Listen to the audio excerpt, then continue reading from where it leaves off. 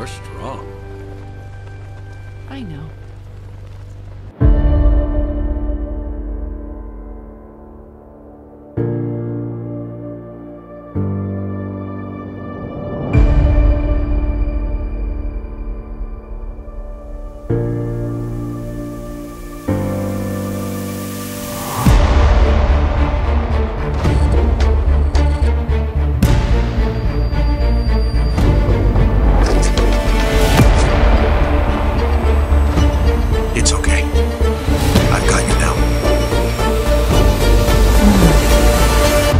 Just like in the movies.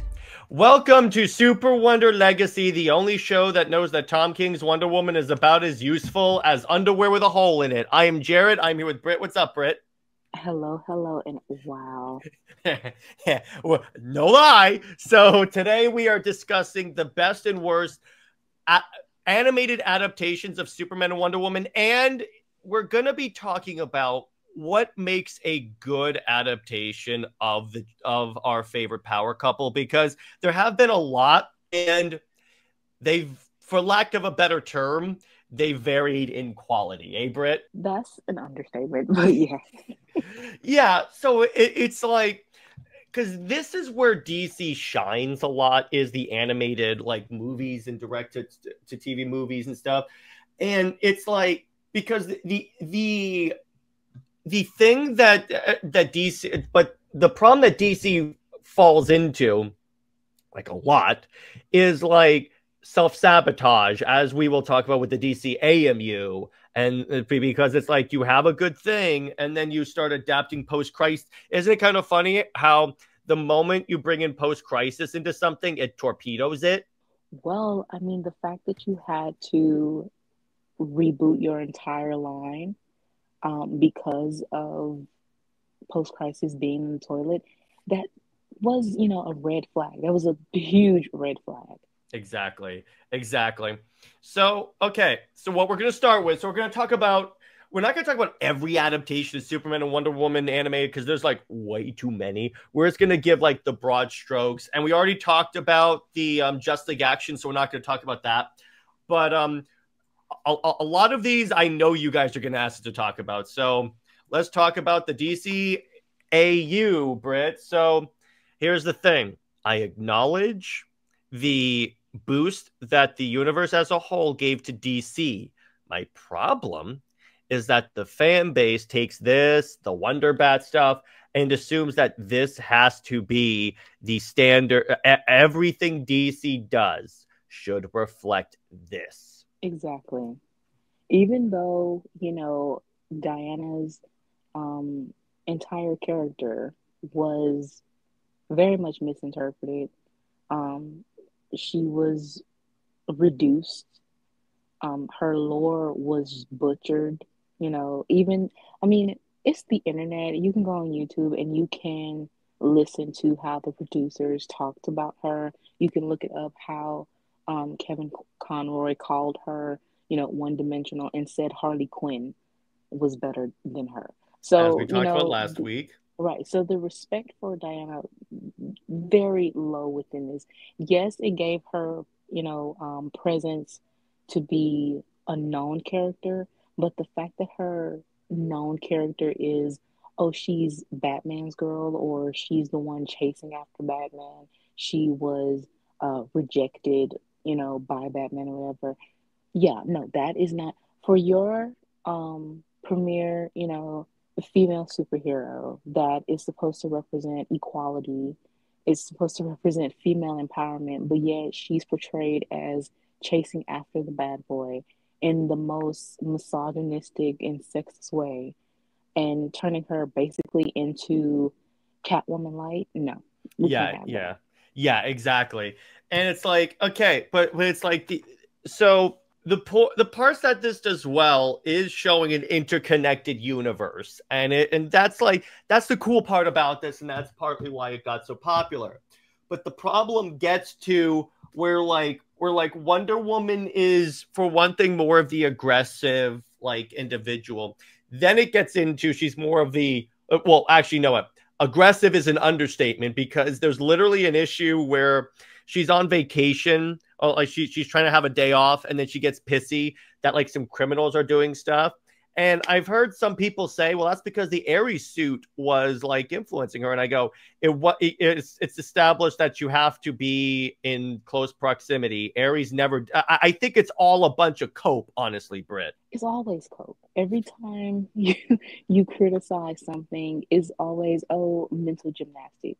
Yeah, exactly. Exactly. And it's like with this, it gets into that. Now, Superman and Wonder Woman did have fun interactions and such, but the thing is, it's dramatically like downscaled. And again, if you look at the documentary behind like Justice League, first off, they talk about they didn't want people shipping Superman with Wonder Woman, and then they spent an entire thing crapping on it, which when you see Bruce Timm and James Tucker on the table talking about it, all of this makes sense all of a sudden. The fact that you called them the quarterback and the head cheerleader, first of all, that is not an insult that they think it is.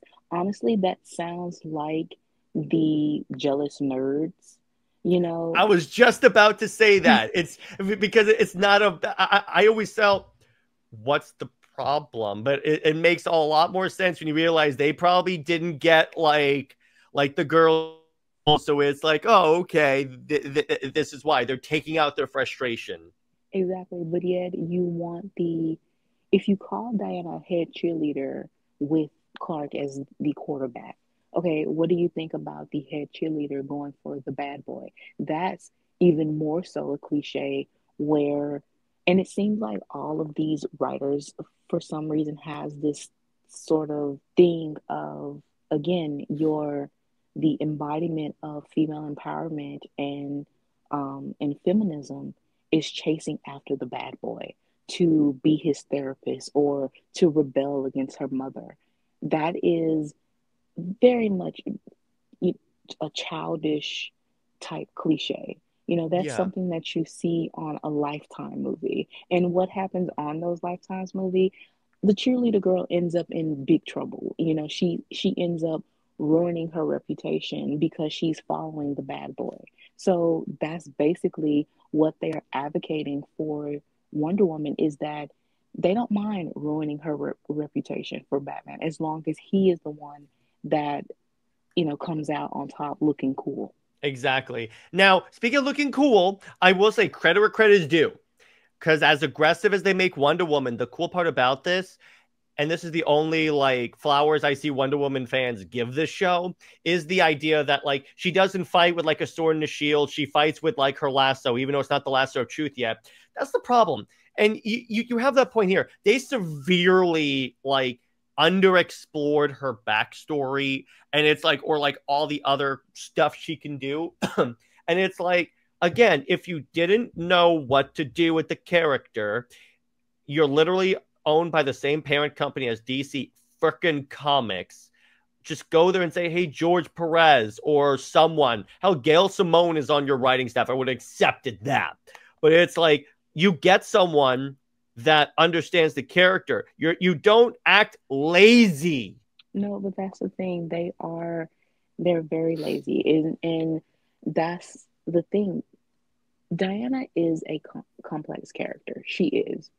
But there is a baseline for her. And honestly, the right baseline for her, in my opinion, and maybe, of course, your opinion too, but is Perez. Of course. Yeah, that is the go-to for her. Absolute now. Well, yeah, but I'm saying if you want, we have to actually have Amazon's Jared. Yeah, that's true. That's true. Personality-wise, yes, absolute. But for her lore and just that deep dive into who she is from modern day, is Perez, period.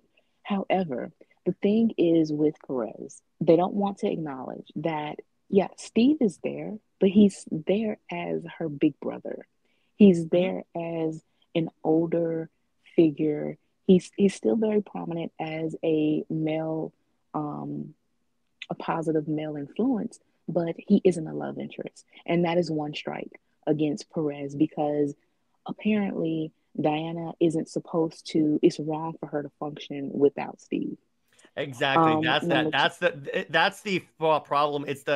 That's the fatal flaw of Tom King's Wonder Woman. Hint, hint. It's that it's like the overemphasis on the love interest and it is hilarious considering the fact that King himself complained about that, but then he perpetuated it. right? I mean, times 10. Hmm. And then number two, it is very much ingrained in the matriarchal, perspective. It is ingrained in the mother and daughter story, celebrating that, the flaws and all of it, the ups and downs of motherhood, of sisterhood, of being a daughter, and then you have um, Julia and Vanessa, who is very prominent, who shows Diana not only mirroring Diana and Hippolyta's relationship, but Diana learns so much from them. And again, she doesn't need Steve to handhold her. She learns life through, again, these very prominent women, and it really just establishes her journey throughout. And then number three, strike three, which is basically just the end all be all of everything, because apparently she can't have a outside of her lore. She can't have a, first of all, a male best friend. And second, it can't be Superman. Even though, for decades Clark and Diana have had that, whether it's outside story of, speculation from fans, or maybe it is hinted in pre-crisis or something like that, but her her relationship with Clark was supposed to be this innocent, you know, first feelings of uh, romance, what it is. She was new to it. She never had that feeling before.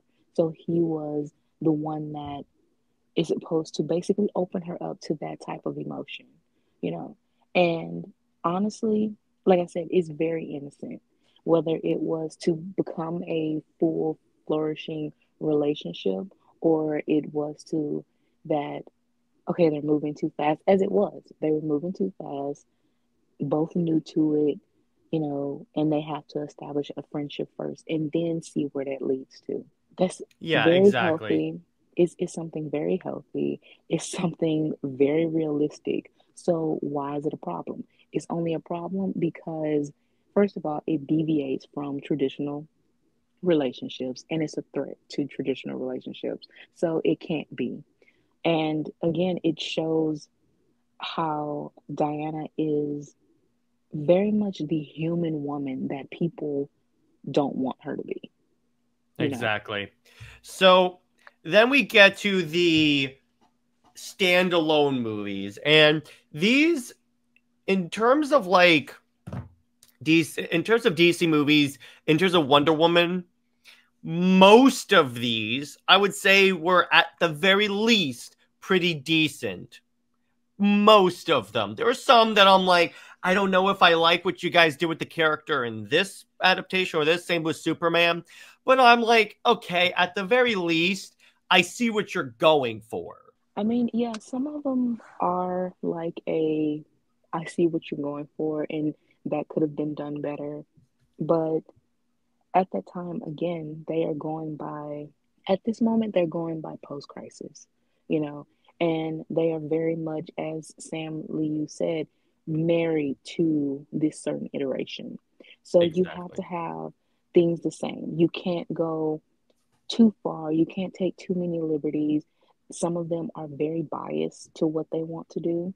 So you, and as a fan that isn't married to traditional, setups or whatever, you uh, you still have to accept it, you know. And they are so stubborn and set in their ways that they don't want to change things. If they do, the only thing that can be changed is Batman. And again, it is always to elevate Batman to be the best of any other character. Superman, you can change Superman a little bit, but he still ends up falling into that post-crisis narrative, which we'll get into with DCAMU. Yeah, exactly. So we're going to start with, okay, so Wonder Woman 2009. Okay, this one I've gone through quite the back and forth on, because here's the thing about this movie. Here's the thing about Tom King's Wonder Woman run. It's forced me to go back and reevaluate how I felt about past iterations of the character. So it's like, this movie I originally did not like at all because of Steve. Now, I still don't like the Steve parts, but as for an adaptation, particularly of Gods and Mortals, actually not that bad. It's actually pretty solid. It's honestly, you have to, it's sort of a low standard, you know, and the thing is, it's very of its time, you know, and the way Steve is portrayed aged like milk. Like, there's no way you can justify this. And the thing that also gets me, and this is with DCAU as well, about like, you don't have many female writers, but the female writers that they tap into are, are in a sense, they go for very problematic type. You know, that they're okay with that. Mm-hmm.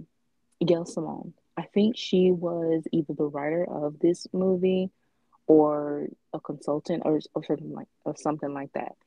And for her to be okay with writing Steve as misogynistic and sexist and wanting to, you know, get Diana drunk, you know, and sexualizing her. It wasn't funny. You know, it was very annoying, and it just, I mean, honestly, that is how Tom Treasure is written in the comics. So you can say that that was Tom Treasure, you know, Steve was playing Tom Treasure. But also you have Steve that in pre-crisis, at times he was sexist and misogynistic. You know, he wasn't that bad, but he was. But yet it's okay for Diana to be stuck with him out of tradition and default.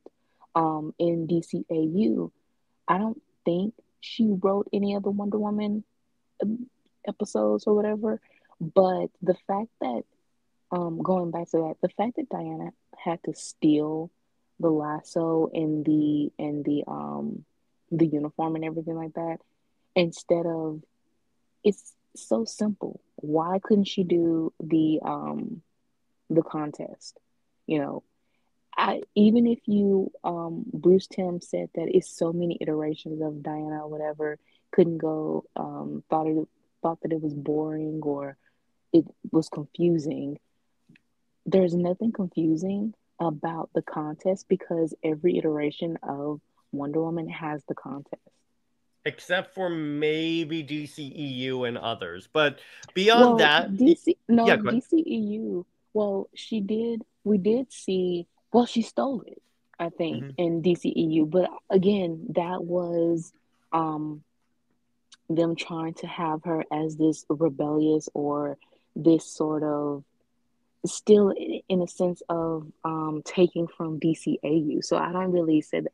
I would say the fact that DCAU was supposed to like take from the comics within, you know, the 1986 reboot on, you know, forward, there's no excuse. Even if he, you know, he even brought up Linda Carter, she still went through the contest. So, you know, it's a lot of contradictory things and that they say, and it's kind of like, okay, no, this could have been easily avoided. You could have written Diana so much better. And again, if you have Gail Simone, who talks major crap on Twitter, you know, and talks about Diana in a way of, the revisionist, you know, things that she say on Twitter, or how she's basically hell bent on hating Clark and Diana's relationship, but yet you are okay again with writing her with Steve in that way of the 2009 movie. Make it make sense. Yeah, exactly. So then you get to Superman, Batman, Apocalypse. This one, I think, is short of getting rid of modifying that scene at the bottom.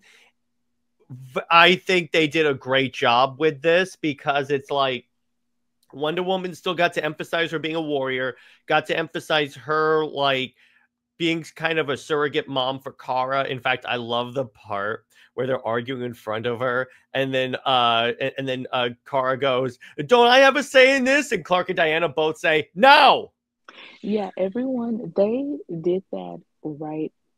It was just this. I think the only change was this emotional moment for Clark and Diana, but everything else was pretty much the same. And yeah, when people refer to that scene, they always say that Diana and Clark sounds like a couple divorcing or something. Yeah, exactly. That's kind of what it seems like.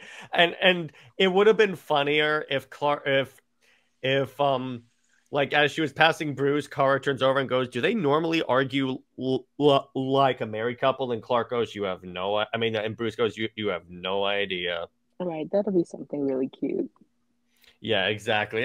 But regardless, I'm like this one definitely respected Diana pretty well, and it's like her as a general and stuff. And she still put her hand on his shoulder, so it's like it's not as intimate as the bottom image, but still, it's like okay, at least she did something like that. Right, right.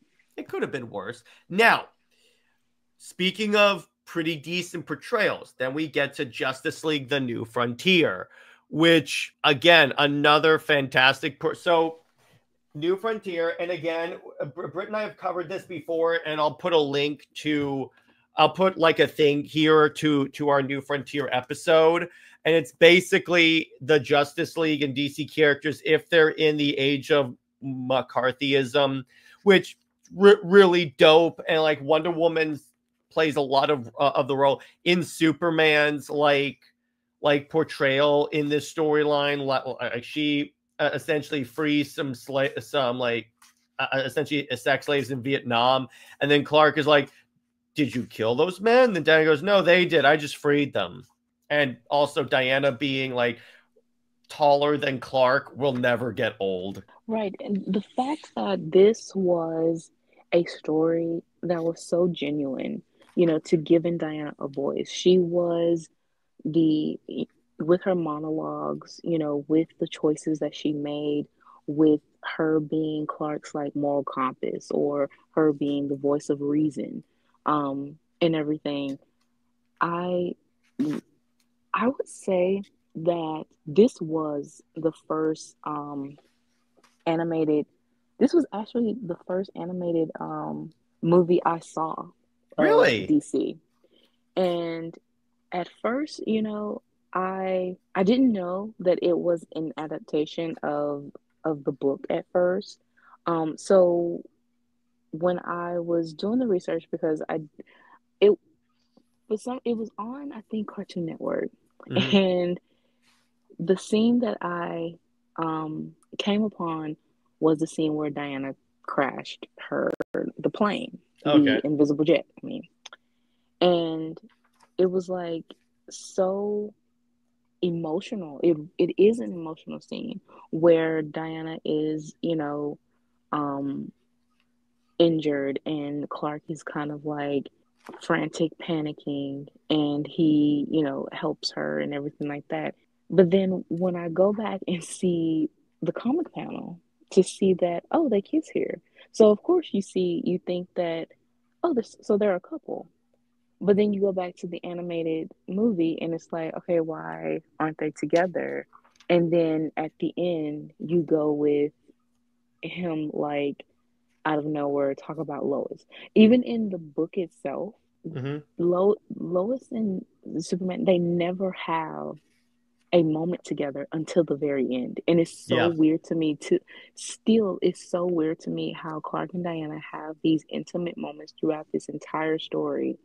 And then at the end, though, you have him with Lois. That is the weird thing. And then to know that, and this was very recently, I didn't know this until a couple of days ago. And it's so funny that every time we're about to do an episode, some more information comes out for us. She'll send me DMs about DC and I'll go, "What did they do this time?" And I'm like a parent picking up my kid from the principal's office.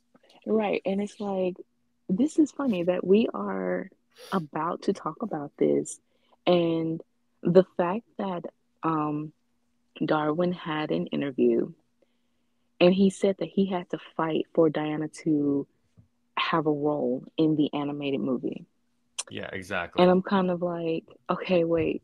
So you literally, which is hilarious because when you think about it, Britt, as this says, think about it, they would have given they would have probably had a scene where like Lois is injured and she gives him the speech, which is insane. So Darwin he had to fight for Diana to have, well, basically the way he drew her, taller, curvy, and everything. And then he had to fight for her to be in the animated adaptation.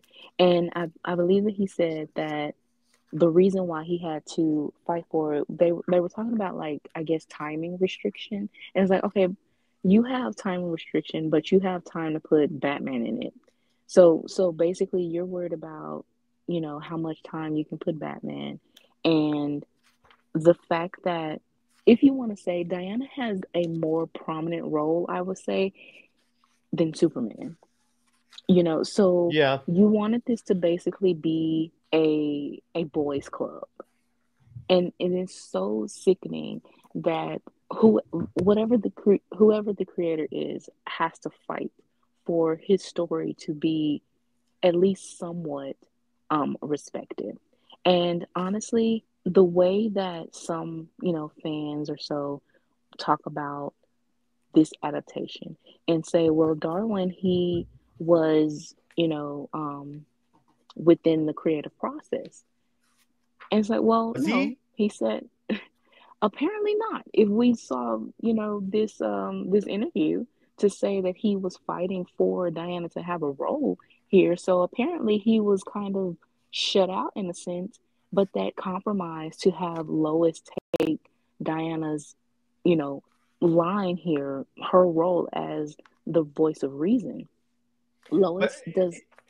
and it's like even because in the edition of the book I have, it has a bunch of extras like how he designed Diane stuff, and it's like his design for Diana was like his favorite. The man had a massive respect for Wonder Woman. Right. And also in the art book of Darwin, you okay, so there is a very small panel, and I think I'm going to look this up for you and send it to you. And Clark and Diana are walking out of the bar Oh together. yeah, we talked about this on the New Frontier episode. Yes, and I'm kind of like, okay, so that it puts a little bit more of, again, the ending of this story and the story in general. How do we go from Clark and Diana being basically like best friends with a side of benefits to him talking about Lois, but then in the art book, you have them holding hands coming out the bar together, and then Diana calling him my cow. That is just like the disconnect here of this story kind of kind of crazy to me. Yeah, it But really is. yeah, so you have this again. Diana knows Clark. She understands him. She understands the position he is in. And I've seen this too on Twitter where some people criticize this moment. Like, why would you change Diana to Lois, and Lois does not understand this at all? Like, the way that this scene is supposed to impact, Diana says it. She says, I know how this feels. I know, what it takes to be a leader. You take all of that out, and Lois is just presented as this, sounding board, but also just the cheerleader for Superman instead Because of. again, who was one of the producers of this film, Britt? It was Bruce Timm, and I believe that Ha. that was also said that, again, with the, I don't want anyone to ship Clark and Diana out of respect for Lois, so give Lois Diana's lines, which is very, very childish. It's kind of funny how how those moments are oftentimes the most criticized of these animated adaptations. But anyway, but yes, but here's this. It's like, look, I get that you have to like X out certain moments. Arguably, you could X out the lowest parts, but the Wonder Woman has some of the most important. To your point, Wonder Woman has some of the most important lines in the book. Why are you gonna take her out? Right. It really shows. Well, again, he already had to fight for her to even be in the movie. So it was like, I mean, those moments that were supposed to be impactful of,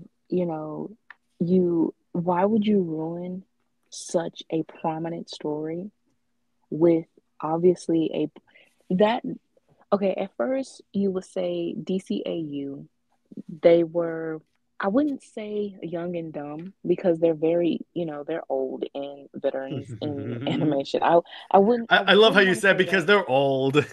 Yeah, they some fossils.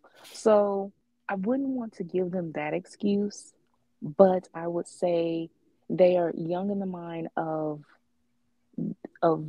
truly understanding Diana's worth and her her importance. Or, but this is strike two of trying to take her out one of the most prominent stories that she is in and reducing her character. Yeah, exactly. Exactly. Speaking of reduced character. All right, so DCAMU. Geez, Britt, we're so in sync. You keep giving me great transitions. So this is the occasion, and also refer to our episode on this universe. This is the one that's in my mind the most heartbreaking because it started off so good. It literally started off peak. It was like, oh my gosh, this is so good because it's like an animated universe on the new 52. We have no idea how good we had it until it was taken away from us. Oh my god. It's like the more I look at the DCAMU, the problem with it, and actually I think it was Atchison or someone said in my chat once, the problem with this is that you started to cram in post-crisis stuff. And that's the problem. I get that WB was trying to tell you make a Hush movie, make a Death of Superman movie. But first off, you already did DOS, and that was like one of the worst DC animated movies. And then you could have just done it as like an Elseworlds. It's not like they weren't doing Elseworlds movies during this universe. You could have done that and not completely torpedoed it. But then again, when you realize that one of the heads of this universe was James Tucker, then automatically you realize, oh, that makes a lot of sense. Right. And the thing is with James Tucker, he very much a traditionalist. Like he and his thing is he's very much a fan of Linda Carter. So he wanted Diana, old as dirt, already, in wartime. He is a fan of Steve as this, as the soldier, you know, and the way he again talked about Diana, that is just his only vision for her. And the way he also talked about Superman when they first launched this, he talked about how Superman movies were not sellers, like they were only, and it's kind of like, yeah, well, Sherlock. Yeah. And so it was like you know that Superman isn't selling. Wonder Woman 2009 movie, it had the financial backing. It was just that you hated the fact that yes, it's a problematic movie. The storyline and everything, sure, some of the things are very flawed, but it still had the financial backing. And yet you canceled the sequel to it, and you did not want to give Wonder Woman an animated movie at all. So within the DCAMU, you see that New 52 is very popular, but you hate that it's not the traditional, pairings. And so what you do And I would say just how Tomasi and Jurgens and Rucka were very, on this high horse and felt like, they were getting their way. And they felt so high and mighty to talk about their plans and everything. That's basically how Tucker was until he got a reality check of fans asking him, why did you change out of nowhere? Mm-hmm. So he felt, good about himself to say that at some point he wanted an entire movie dedicated to purposely breaking up Clark and Diana. Oh yeah, and that much is true there. It's like, I mean, they could have at least done an animated short. They were doing that to explain like why Damien like was familiar with Nightwing, but you just retcon it out. And then I just love where he goes, "Oh, you should like Lois," and I go, "Okay, you don't get to tell me as a customer what you don't get to do that. If I like something and I'm full on it, you have to accept it and move on, bro." Yeah, he said that he's the one that fought for in Reign of Superman to have Diana and Lois talk, and for Diana to basically be a mouthpiece for the fans to accept Lois. So it's basically like if Diana wants to be friends with Lois and she accepts the relationship, stuff like that, then we as fans of Wonder Woman, as Superman and Wonder Woman fans, we are supposed to accept it. No, like why are you being a dictator? No. Yeah, exactly. That's not the way a business works, bro. Right. That's the problem. It's like so many of these like old-timey creators. First off, they're giving me all the more evidence to say, hey, can we actually like start gatekeeping these people out and saying, okay, so after a certain while you have to move on? Because it's like even like even like when it was related to me that these guys don't read the newer comics, and I go, because Britt, it's like with Death of Superman. You could have done that story with Superman Doom, but they didn't know Doom actually existed as a storyline. Right. And with this, well, Tucker did not want to read the newer comics. That's another thing that he admitted to. He didn't care for it. And so here's the stupid part about that, Britt. What initiative is your whole animated universe based on? Exactly. New 52, the newer comics. So maybe read it. But if you're not going to do, but again, that gives even more evidence to my idea, Britt, that they ought to eventually tell them, okay, if you're not going to read the comics or if you're stuck in the old way of doing things, that's fine. You've contributed. We're not going to like downplay your contributions, but we're going to get fresh blood in that grew up on these comics because we are stuck on using this universe. Exactly. Okay. So we go to the first movie, Justice League War, and Clark and Diana have their flirtation. Honestly, I like that they met on the battlefield, in the comics and the You're Strong, I Know part. But I also adore the upside down. Honestly, Britt, scene more. I prefer the Justice League War version a lot because dude, they're staring at each other. She's upside down, and I'm just like, particularly the preview thing where like they see on the camera him saving him like fighting parademons. She goes, "By the gods!" Exactly. So that is a cute moment, and then you have Throne of Atlantis where they have their first date, and yeah, these movies are kind of going, pretty fast with everything with the development and stuff going behind the scenes or whatever like that. But at the same time, it was still the development was it was still genuine. Like Clark and Diana still had the chemistry. They were still very much a couple getting together. And honestly, you would think that especially after Justice League versus Teen Titans, that the next movies would have been power couple or something like that, Yeah, and trust me, this universe was built for power couple because you could have introduced Zod, and you could have done that entire story. And like, what I would have done, do the Wonder Woman movie first to introduce the gods, and then do Power Couple, because that way you have the pre-development with like the gods and stuff, and then you do like the Superman side of it, and then it's like, because that way it follows more cohesively, because that way you don't have to cram in introducing all the gods. Right. Okay, and then we go from that to just out of nowhere. Wait. No, you have Justice League versus Teen Titans, which, let's say that I love the scene where he goes, I have a lot on my mind right now. And she goes, you can always share your burdens with me, Clark. And the scene where they're on the phone, he goes, I bought some new glasses. You might not recognize me. And Clark goes, I'm pretty sure I can recognize you.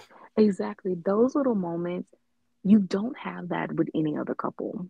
You know, and honestly, the way that they wrote Clark and Lois, it was very much, you said Diana and Clark was rushed, but My Adventures of Superman, Lois and Clark is very rushed. Like, within the first episode, they are together. Like, they just met, and now you're acting like you're so in love. That's no. And then you have, of course, the every other iteration of them or adaptation, they are either together just automatically. You talk about Clark and Diana being obvious, but yet and predictable.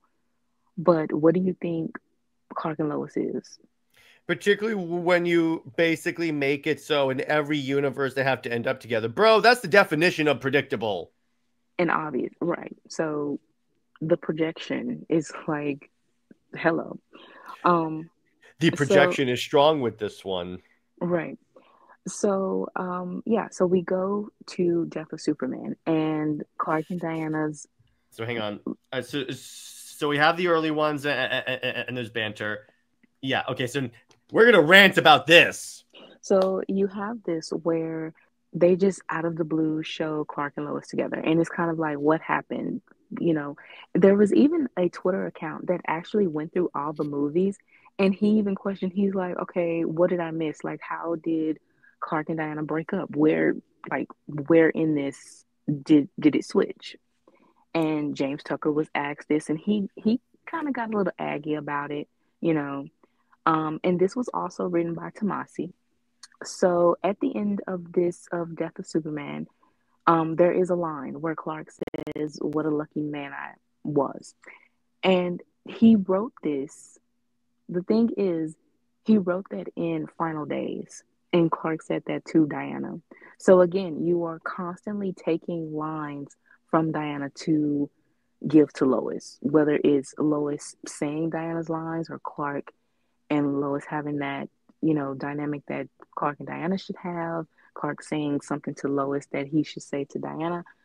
Any of those combinations, it's still the fact that you take something from Diana to give to Lois. Yeah, exactly. And then but their supposed breakup was because Diana didn't want to do the masquerade, which was the glasses.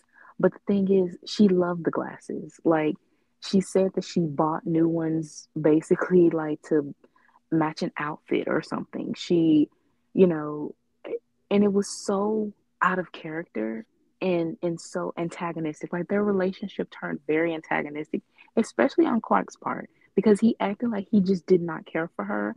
And it's like, okay, for about 4 movies straight, you pursued her, you know, fell for her and everything, and now you're acting like it's all about Lois. Like, what is this? Yeah, exactly. And then you have Reign of Superman again. Diana is reduced, and we talked about this too in the chat. Is that Diana basically takes the role of Maxima from the original Death of Superman. And even Tomasi also admitted that Diana was nerfed because Superman had to die. So, well, yeah, because here's the problem. Do you know why Superman ended up dying in Death of Superman? Because the Justice League sucked back then. It was like all the D-listers.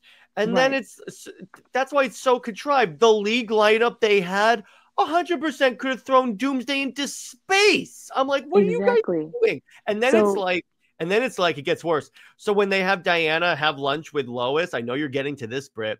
When she says that she likes the one with the sunglasses, the one literally called the Eradicator. Exactly. So you want to make Diana seem like a cold-hearted warrior woman here. And then they also make the distinction that Diana and Cal has a special bond, but it's Lois that Clark is in love with. And it's like, okay, first of all, he's the same person. Mm-hmm. And you're belittling the fact that Diana is calling him Cal. So obviously they're going back to the post-crisis, mental gymnastic identity crisis thing, where Diana knows Cal, Lois only knows Clark or whatever like that. But obviously Clark is the more dominant, identity. And it's like, no, that is not how Clark and Diana's relationship was. Yes, she loves the whole man, all three sides of him. Lois does not know him. And the fact that also they were saying that Lois knows him best, she didn't even know his identity. Mm-hmm. And okay, here's the other part. Speaking on that, Britt, here's why it doesn't logically make sense. And I don't think Tomasi thought this through. So you're telling me Lois and him have been dating for like a long time at this point. There's a time skip. They're close enough. She's never seen him without his glasses on. Britt. I'm Superman. Right. At least in like the Reeves movies, when he finally revealed his identity to her, he did something like his hand was in a fire, and she's like, "That's weird." And then he took off the glasses. That's something. But it's like he just literally stands there like a jackass. Yeah, he just takes off honestly, there's no difference, especially being that it's animated and it's still framed. There's no difference. He just takes off the glasses and looks the exact same. And so it's kind of like, and she's saying basically how, oh, so you've been writing articles on yourself and everything like that. That's all, she cares about. And then she basically insults him, says that he's lying about the Kents and, but yet that's still supposed to be some type of romantic gesture still. And I'm kind of like, you know what? Honestly, I know that this is fiction, but at the same time, what the hell do you think this is some type of a healthy romance? When you're basing this on lies, you are gaslighting. There's no build up to this. There's no true love to this, So but again, because it's traditional, because it's predictable, it's obvious, is what it's supposed to be, because that is Lois's role as the love interest. We are supposed to accept it. But Clark and Diana have to prove their relationship, And also within this, Diana tells Clark, kill this monster, Doomsday, because he is going to kill everyone. You have to do this. Yeah. Meanwhile, Lois is saying, no, stay with me, let the Justice League take care of this. And I'm kind of like, how is this, how is this romantic? How is this being... And Britt, remember, what's the saying that Clark and Diana have in the Superman Wonder Woman book? Something about the world. Exactly. The world comes first. Exactly. And actually, it goes further than that, Britt. And the moment we forget that fact, or the moment we question it, the relationship falls apart. Right. So then you have in Reign of Superman again, Lois is basically turned into Diana Light. Mm-hmm. And she's doing things that you would expect Diana to do. Oh, it gets worse, Britt. Real quick, I want to bring up one point we forgot to mention about death. When I asked Sam Liu, because I asked Sam, of course, about that shift, and then he said, by the way, love you, Sam, no hate on you. He told me that Tucker talked about the change because Tucker said, Lois plays a huge role in the Death of Superman storyline. Everyone I have said that to, that's a Superman nerd, is like, no, she doesn't. Oh, you mean just holding him there? She's just there. Exactly. And the only thing is, again, it's all shallow. It's all because I like this. I like this from the 90s, post-crisis. I mean, Tucker continued to talk about Action Comics 600. You can't have Action Comics 600 with New 52 Diana and Clark's relationship. Action Comics 600 is where Clark and Diana are, again, they just met. Very much into it was an awkward situation with Darkseid, very awkward with them. Diana, she doesn't understand her feelings yet. She prays naked to Eros to understand her feelings. Mhm. And Clark, he's having dreams about her, but it's like neither of them know how to place these feelings, and it's such a rush. Yeah, And exactly. but that's not how New 52 was. New 52, again, yeah, we know it needed more build up, whatever. I mean, you can't put this relationship under a microscope, but do the same thing with traditional relationships, okay? So you have this relationship that is obviously building to something serious, as we said.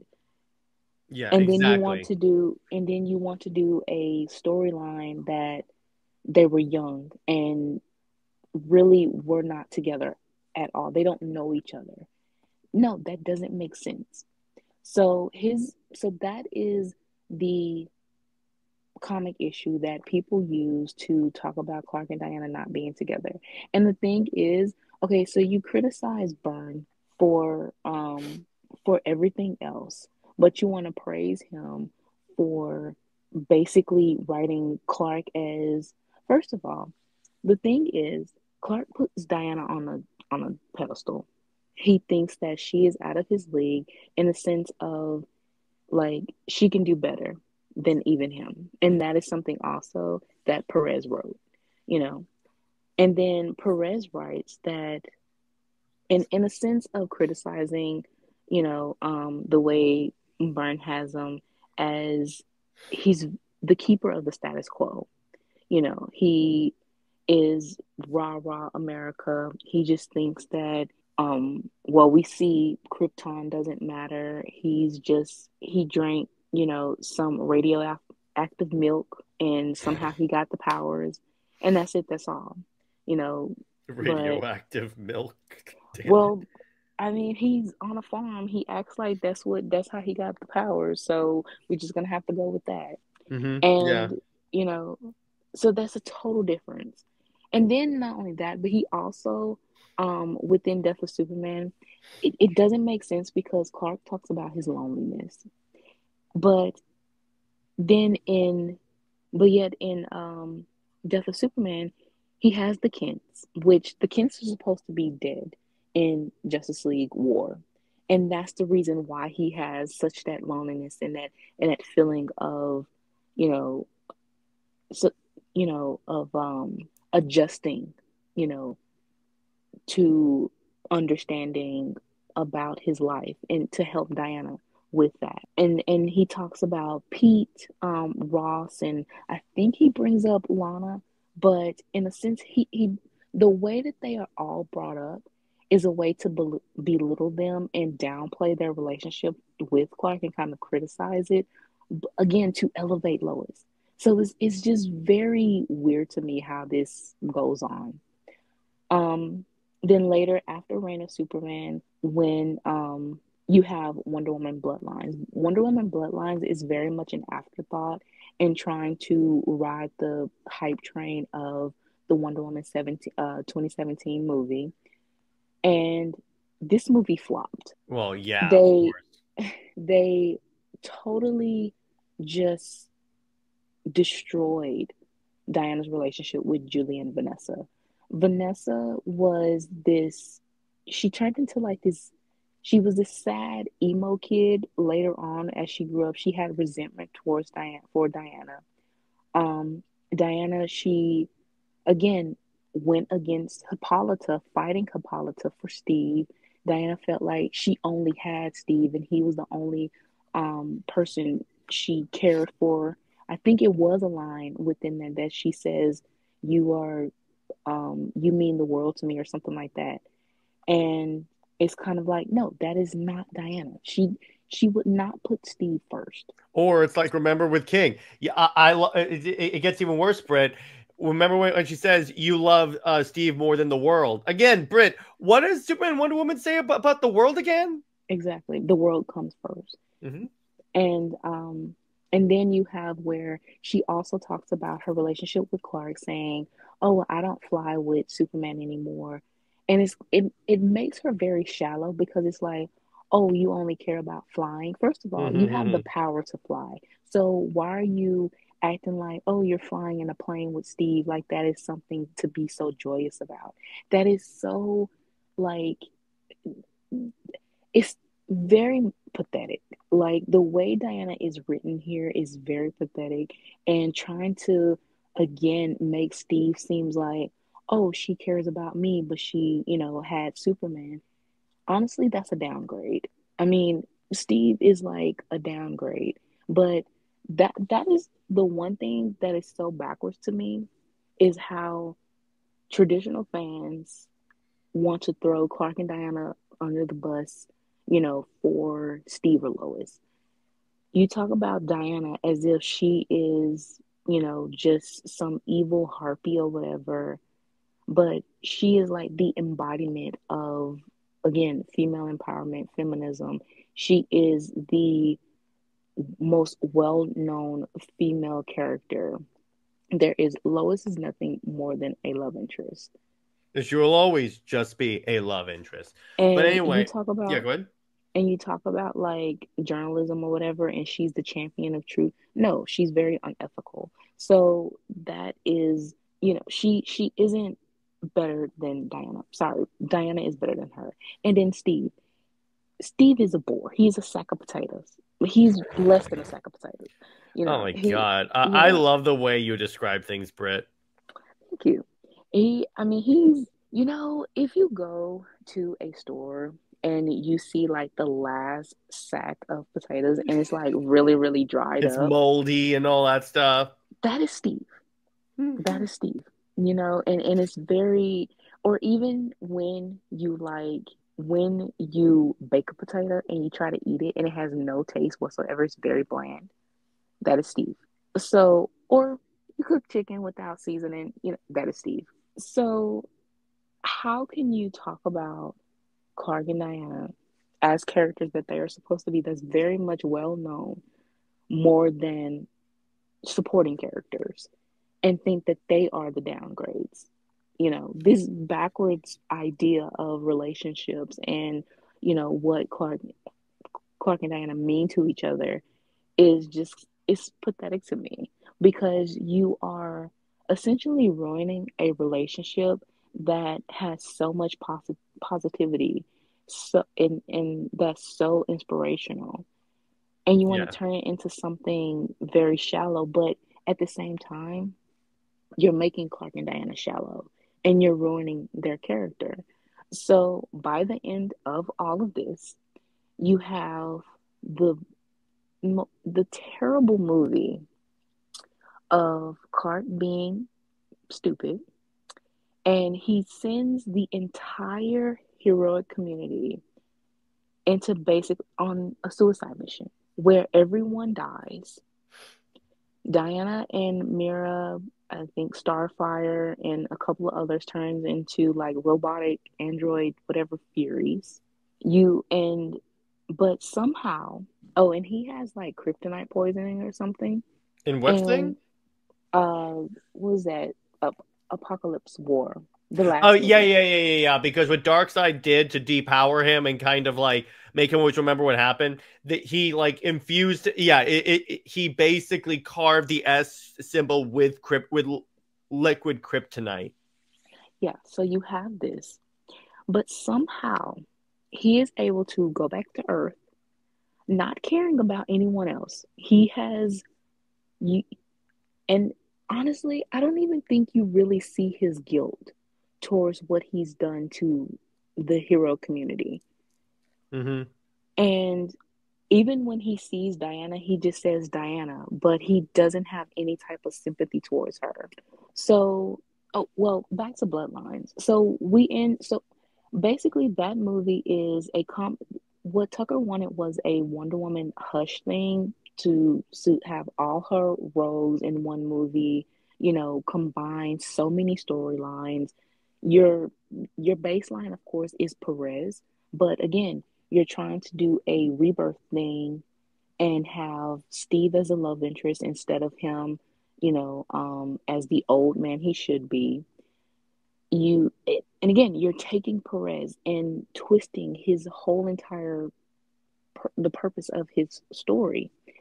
You ruin Julie and Vanessa, and Diana again is just pathetic. You also ruin Diana and Hippolyta's relationship.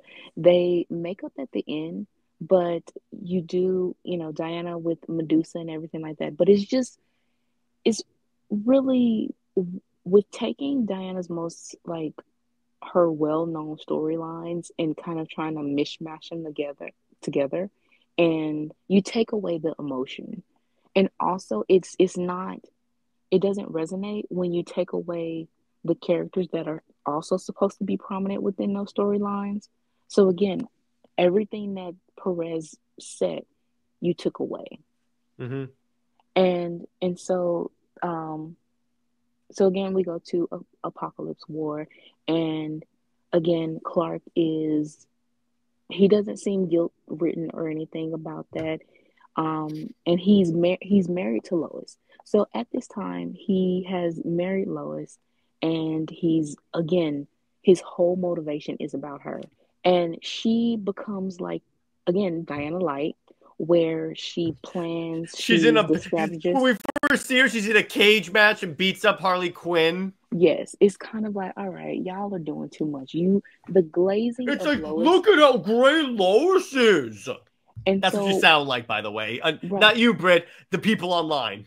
Right. So right here, though, you have Diana that she's this well-trained warrior, and she's ripped in half.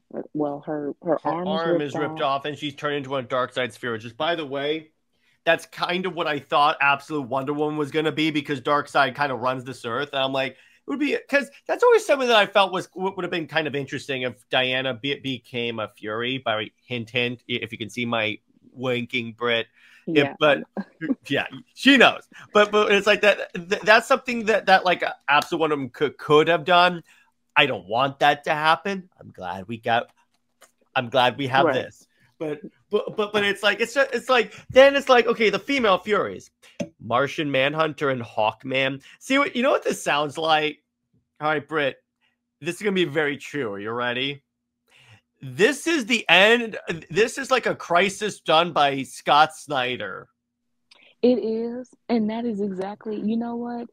This is very much. This is Scott Snyder's Justice League. Scott Snyder's Justice League. It is. It is very much his death metal, Michael Bay, Transformers BS. It's definitely that.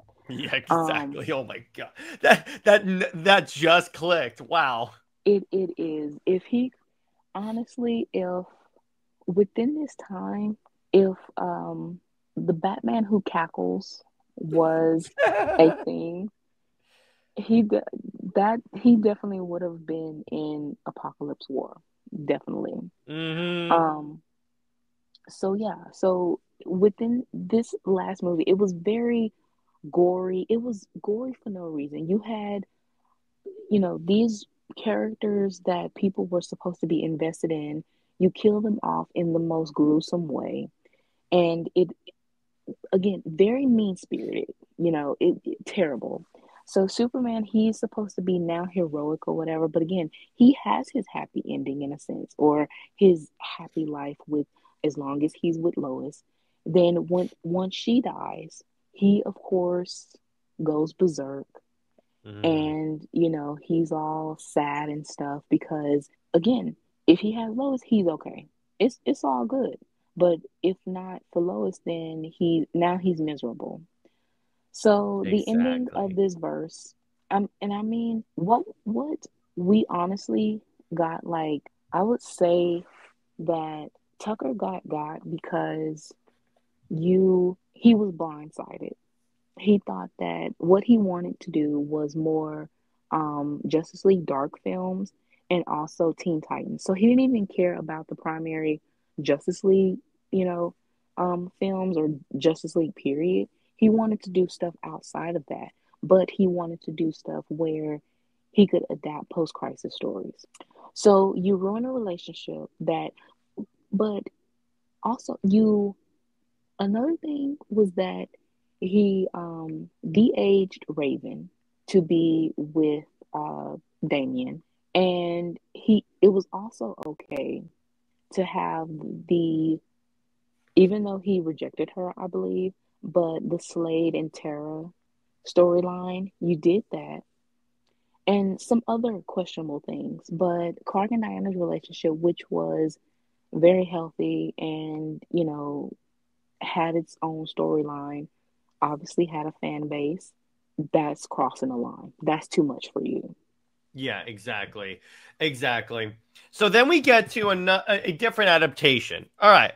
So then we get to now we're in the Elseworlds movies, and we're going to start with Gods and Monsters. Now, it wouldn't surprise me if Gunn is trying to is going to make it so Jor-El was actually not Superman's father. It was Zod, and Zod's the good guy in a broken mirror thing because it's like Gods and Monsters. But in this, Superman is the child of Zod, and Wonder Woman is Becca of Apokalypse, and Batman is Dr. Kirk Langstrom, a literal vampire. And this was like a more one of the more hardcore takes on the Trinity. But that being said, honestly, pretty cool. I'll give you that. It was a very interesting take. And you know what's so crazy about this is that a lot of Superman fans really showed themselves and was like, Hernan is evil. And it's like, no, he's not evil. He's very heroic. He's tough. He's hardcore. He doesn't do things, by the book, obviously. He's Zack Snyder's Superman, is what you're telling me. You know what? I mean, because here's the thing, he's not evil. If you look at because trust me, if he were evil, he could take over the world. But it's more of I'm willing to do. He's more like Superman mixed with Red Hood is what he really is. Yeah, you can say that. And the thing is, they have an issue with the fact that obviously he has his immigrant roots. He didn't have the Kents. He was raised in Mexico, so he has the true immigrant story, or and for some reason, Superman fans do not like that. And it's kind of like, yes, Superman is very much a refugee immigrant. He is that story. He is the story of Moses and all of that.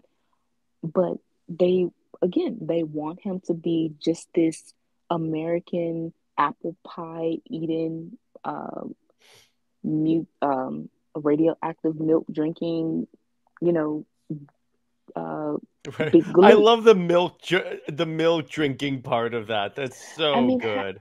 how are we supposed to explain how he got his powers? Well, yeah. But it's like with this, it's like, yeah, when you look at his origin, he was the kid of illegal immigrants. I'm like, of course he's going to be a little bit more of course he's going to have a more jaded worldview. Exactly. And he's basically in survival mode. He has powers. He's not from Earth. So he has basically everything stacked against him. And it's more of, I'm never going to let another person make me feel weak again. Right. So, with all that trauma, and it's a darker story. But again, Superman fans, they want this hope core, sunshine and rainbows type story for Superman. And if he goes through something, unless they have confirmation that he's going to end up with a happy ending, if he doesn't have a happy ending, they're going to have a meltdown. And it's kind of like, okay, what kind of character development do you want? Well, again, define a happy ending, because it's like with this, Yes, Superman starts off because here's the thing. These fans don't respect the character arc. We saw this with Zack Snyder because it's like no, he has to start off this way now. And I go, no version of Superman automatically started off like Superman. None. He has to have, you know, his happy ending is that either he loses his powers or something, or he gives up his powers and he wants to live a regular life with Lois, or he gives Lois powers and that, you know, or lives on a farm. or like with Tom King, instead of like maybe curing cancer or giving like someone like or if you have this formula that makes you live forever, maybe sharing it with everyone, no, you give it to Lois and she becomes president of Earth. And I go, sure, bro. Right, something like that. That's all they care about. So with Becca, she of course is Wonder Woman. She is traumatized. Bruce Timm does bring in Steve Trevor as a love interest for her too, but it's like she uses him as a boy toy. As he should be used. Right. But she also used Hernan as a boy toy too. So she's going back and forth between them, but she really has, obviously, Steve says that Hernan is her boyfriend. So apparently they have something within them where even if she is using Steve as a boy toy, she's very much into Hernan. And we see in the comics as well, they have this antagonistic type relationship where she very hardcore, but when they've been intimate multiple times, but she still plays basically hard to get or whatever, and she cares for him, and throughout the I think it's 12 issues if I'm not mistaken, but however many issues it is, it shows that she cares for Hernan. And in the movie, I don't think that it's ever explicitly stated if they're together, but at least in the movie, they keep like a respectful partnership between the two, and that's something that like Britt and I have been very honest about on the show.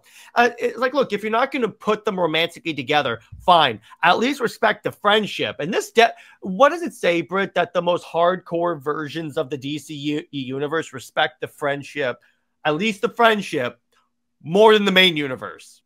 Right. I mean, I guess because you can take creative liberties within this. The thing is, the main verse is that, I mean, this is where it's established where a lot of people get their so stuff on what's canon. You know, even though continuity in canon is totally screwed, it's like this is the end all be all.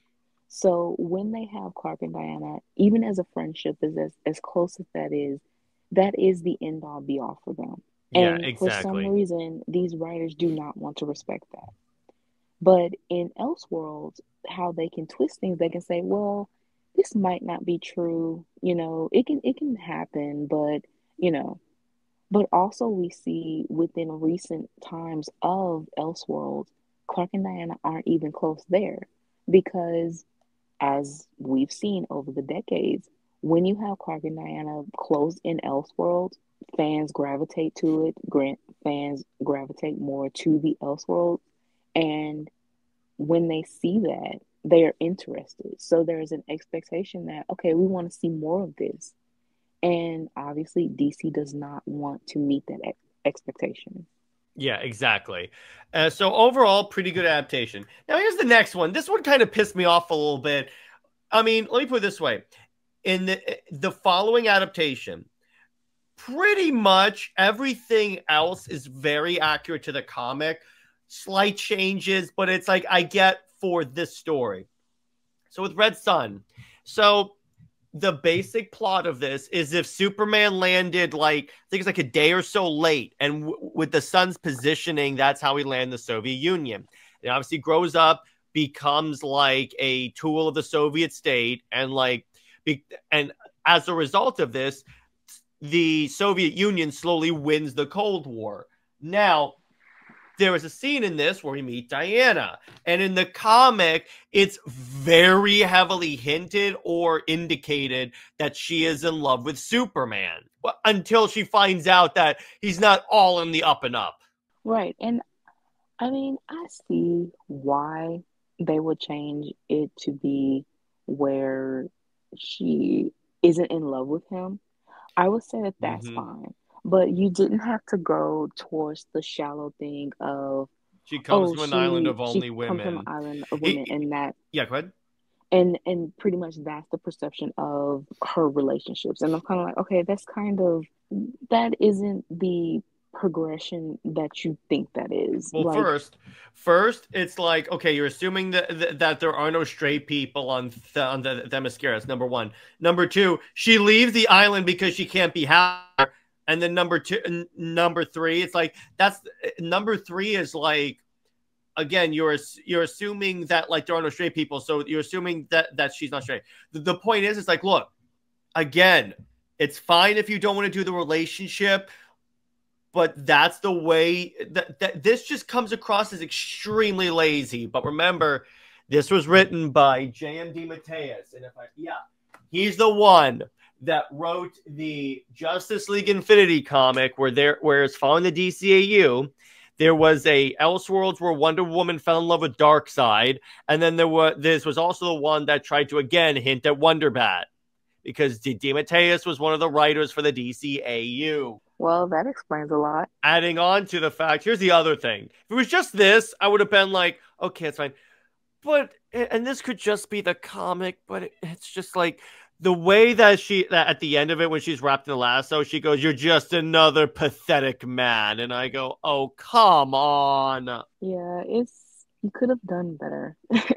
Yeah, but it's like, it's amazing how, but isn't it amazing, Britt, how the people behind the DCAU continually show their very flawed interpretation of Wonder Woman, and yet people still revere them because of nostalgia?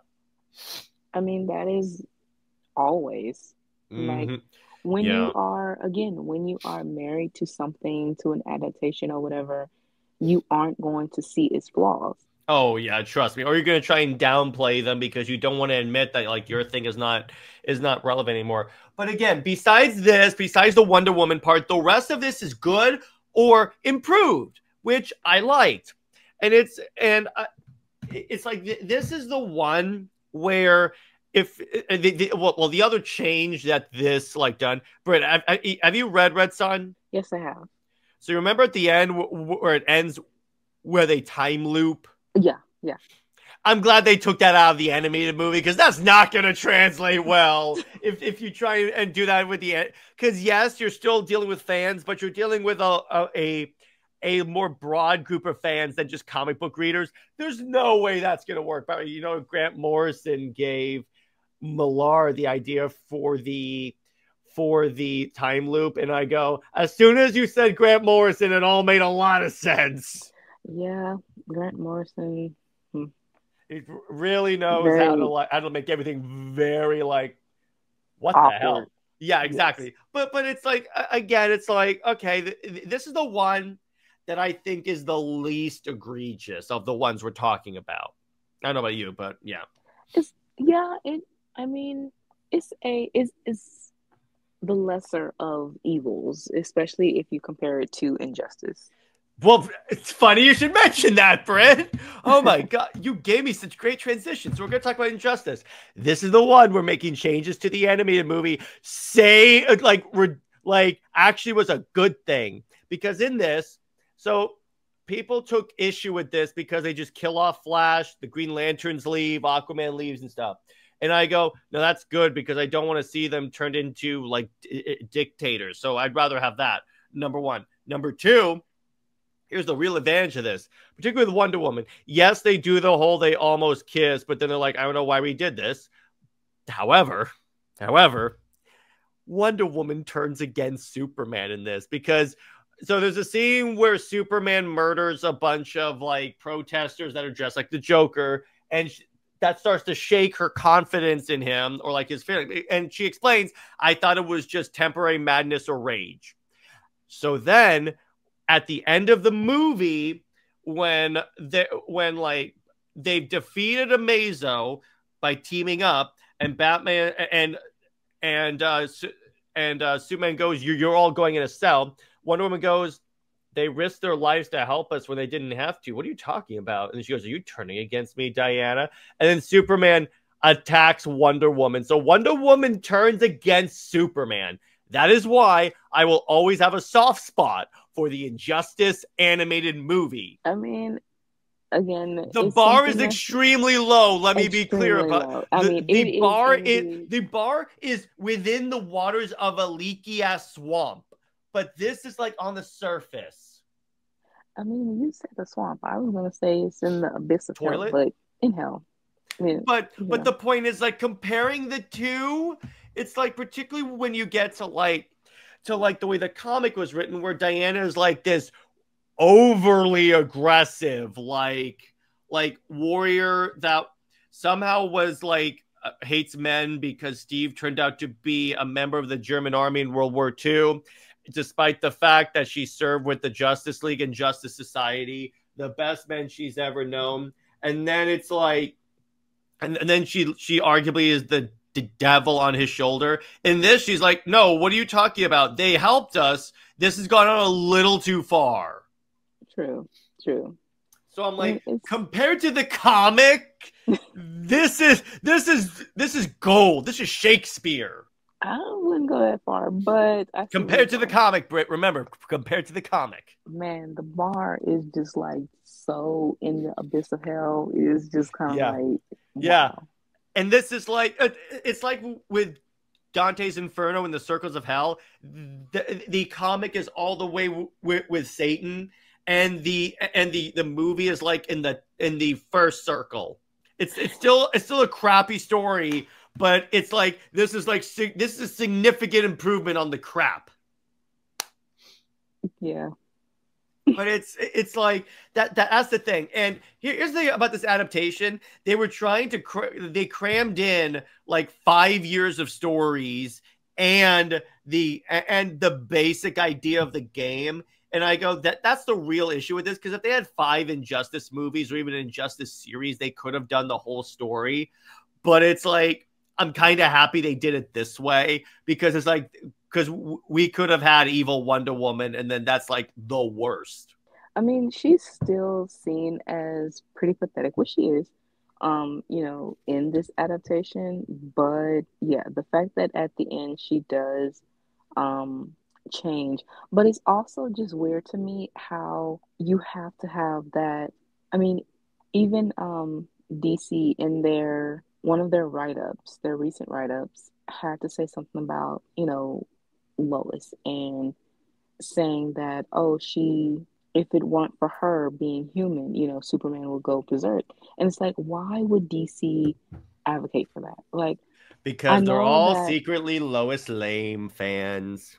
I mean, I know that they put the disclaimer that whoever has the write-up, it is their opinions only. But if you are on the DC official, website, no, like, why are you promoting such a bad comic that has ruined the perception of multiple characters? And again, Tom Taylor threw a fit because a comic review site, a major one, called Injustice just mid. I mean, I don't know why. It's worse than mid, but it's like, yeah, he has that much of an ego problem.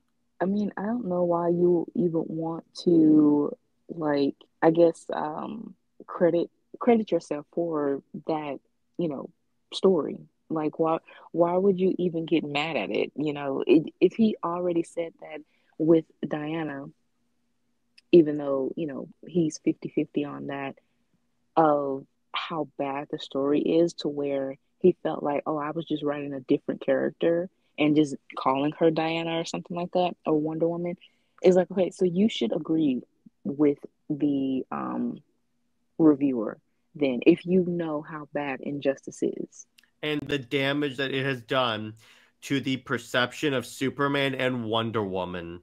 But then again, they don't care as long as, he can.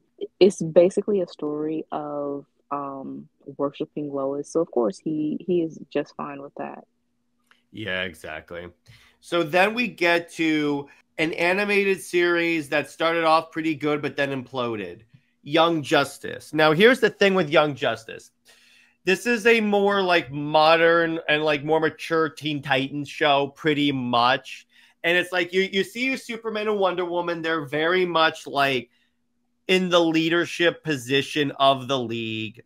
And this is one of those things where like they do show that eventually, so they do show like Cassie and Troy and such, but barely any other Wonder characters show up. I don't think even Wonder Woman villains show up in this show. No, I don't think so. Oh boy, isn't that great? Isn't that great? But what this did do, this had a lot of Super Wonder moments in this. Like, oh my gosh, it's like there was a scene where like they're arguing with Batman and Wonder Woman puts her hand on his hand to like calm him. And then it's like at this moment when he like and he falls in the ocean, she pulls him into the ship. It's like a lot of this. But then again, you had the creatives, when they saw this, they had to do a time skip where they crammed in Lois and John. Which is still weird because Lois was nowhere around in this. I don't think she was in any of the previous episodes, like prior season episodes. So where did that come from?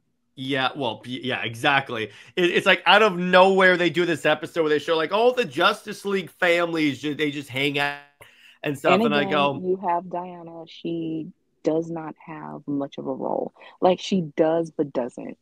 Well, here's the reason why that doesn't make sense. That contributes. All it is, it's like the villains almost attack. And then it's like, if we attack, the Justice League will come after us. And I go, yeah, we knew that. What's the point of this scene? I don't know. They very much lost the plot of their own, like, verse or whatever. That's an understatement. But it's like, besides that, it's like, isn't it kind of funny, though, Britt? If you look at the pairings of this show, they literally put the equivalent Superman and Wonder Woman together with Connor and Ms. Martian. Because they fulfill those same roles on their team. So isn't that kind of funny how they did that? And then all of a sudden, oh no, we can't have Superman with Wonder Woman. I'm tired of these bootleg Walmart versions of. Oh, me too. Me too. But I'm like, isn't it kind of funny? Because it's not Clark and Diana, it's not a problem. I mean, it's just like, how is it?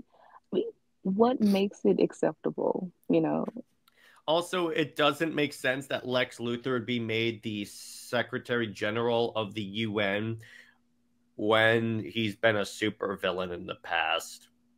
That's the one part of Superman's lore that makes absolutely zero sense. There's no way anyone would elect Lex Luthor or even choose him to lead the world. I mean, unless the people of Metropolis are the only explanation that anyone would give, kind of like what DC says basically, is that it's fiction. So you can't put too much logic into things. Yeah, I know. But Britt, so what did you think about the way that Donna Troy is the Themysciran ambassador to the UN, though? I mean, that's fine, but still, I wanted Diana to have her role. Like, yeah, Diana, she's just the warrior woman that they always see.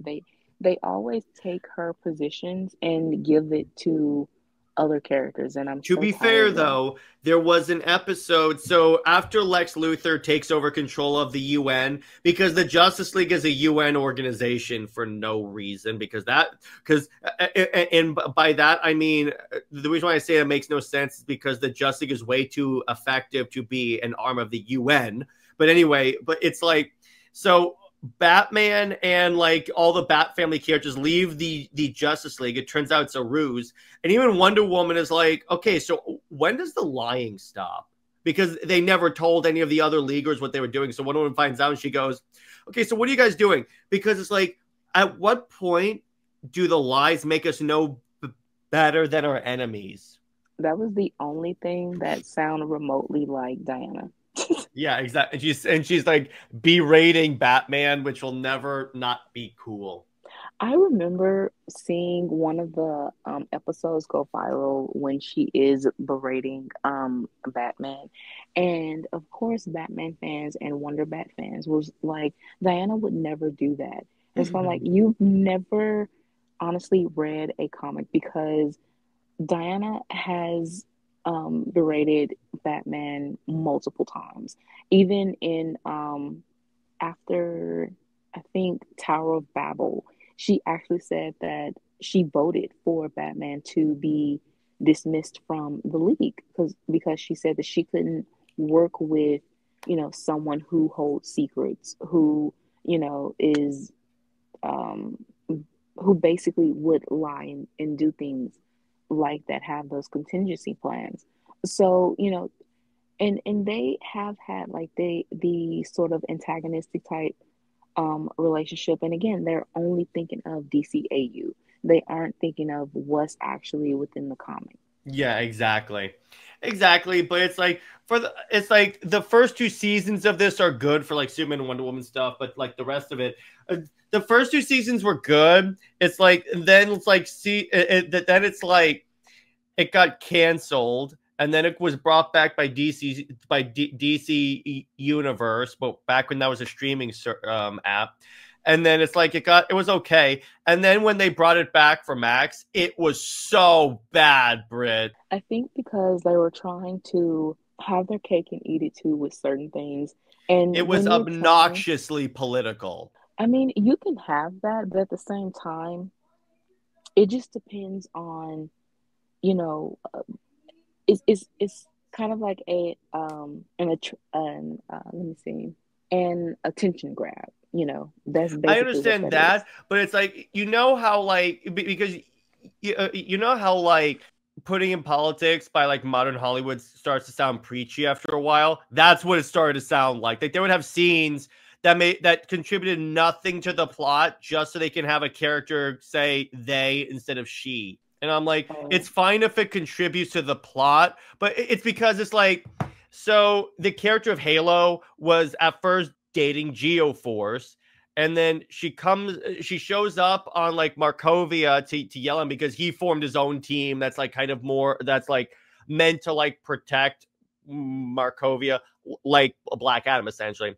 And and then eventually it's like so okay, so what was it? I think he was like talking to a guard about Halo, and then he goes she, and then Halo goes, you mean they? Oh, well, I go, I get what you're going for, but when it comes off like that, that's awkward and clunky and contributes nothing to the plot of the episode. So why are you doing that?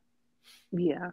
That's where I started, and that was the thing. A lot of the fan base just disappeared from the show because of that, because you couldn't. And in addition to that, Britt, so they had these arcs. So they had the episodes in arcs, but most of the arcs contributed zero to the overall story of the season.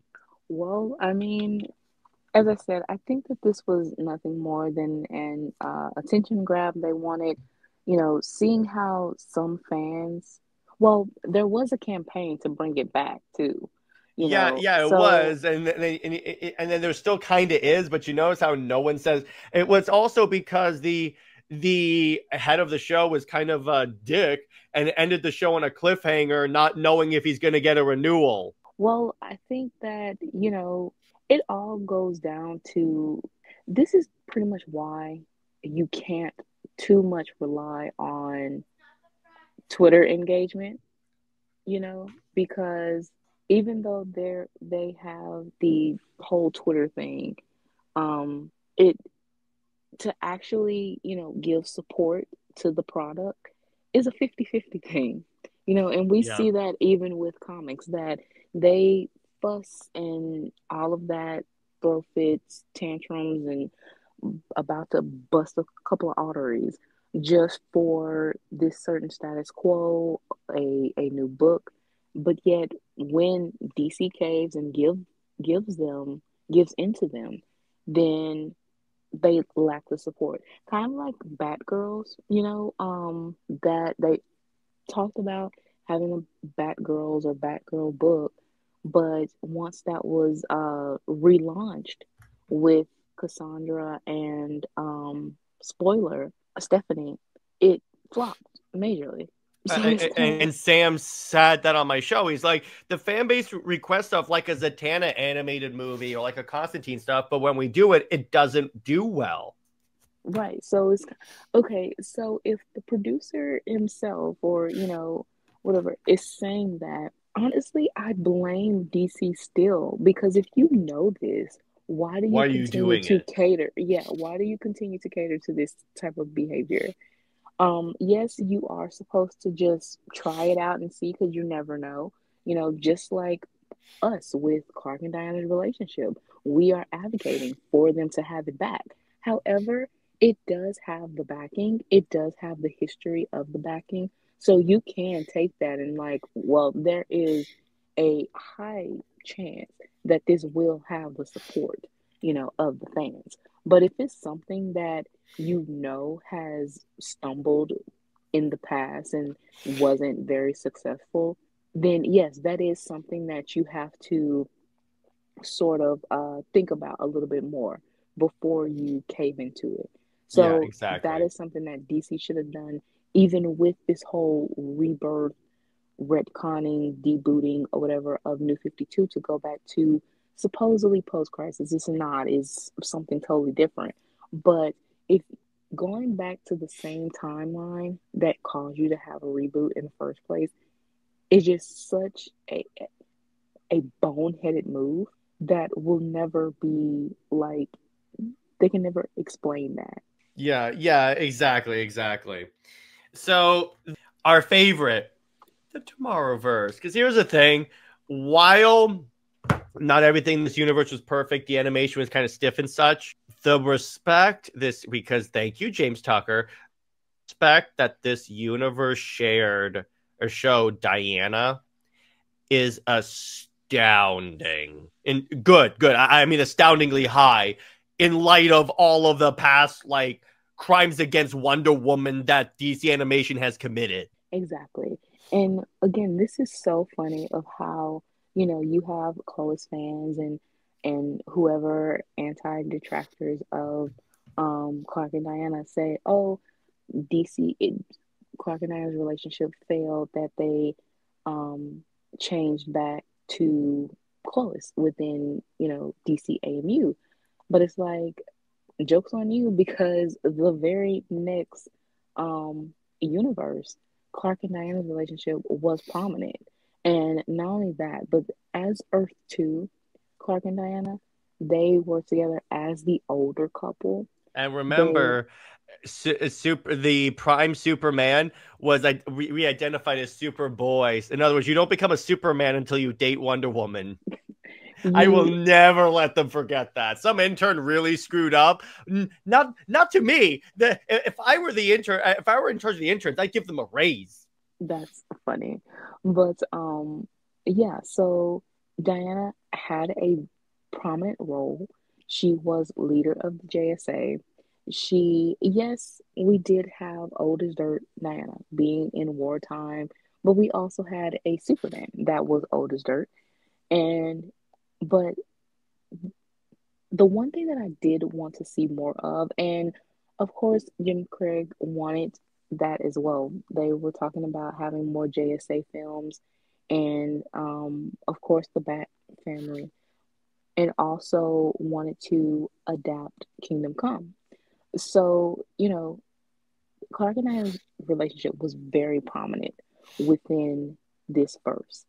And Diana was very prominent because Jim is an actual Wonder Woman fan, and And it that's what, shows. and it shows. So you have, so the first film within the Tomorrowverse is Man of Tomorrow. And when this was first shown, again, Rebirth fans felt like they were so high and mighty, thought that everything was supposed to revolve around John. So they thought that Man of Tomorrow was to be Rebirth, adapting Tomasi's rebirth run, or that it was going to start with John as the Man of Tomorrow. And so when it was young Clark, that pretty much threw a monkey wrench, threw a loop in everybody's expectations.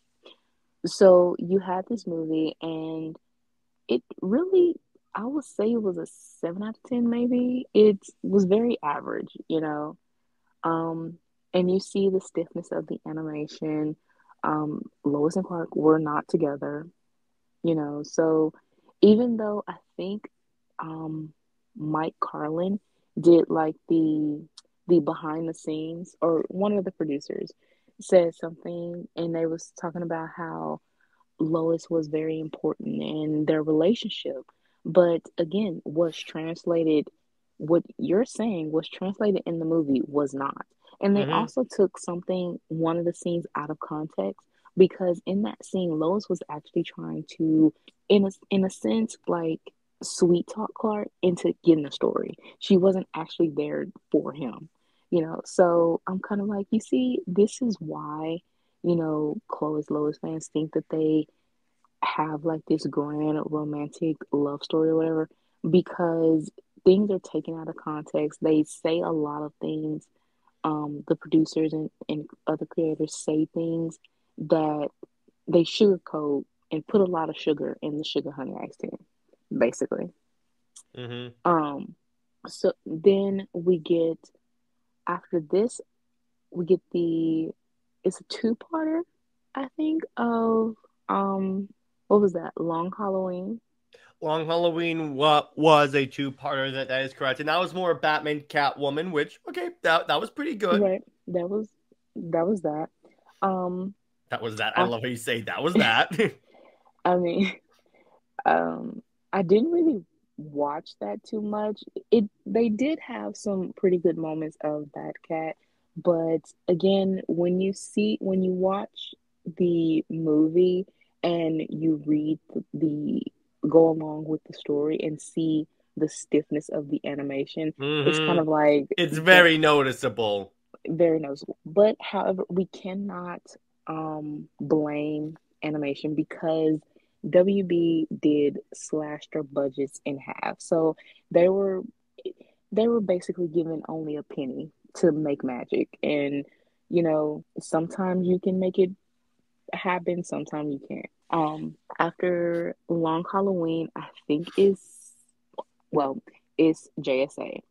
So within this film, it's basically following Barry with the time traveling, and Mm-hmm. we meet Earth 2, um, Diana, and There you go. she's the leader of the JSA with Black Canary, which is um, Dinah Lance. This is modern day Black Canary's mother. Yeah. We have Hawkman.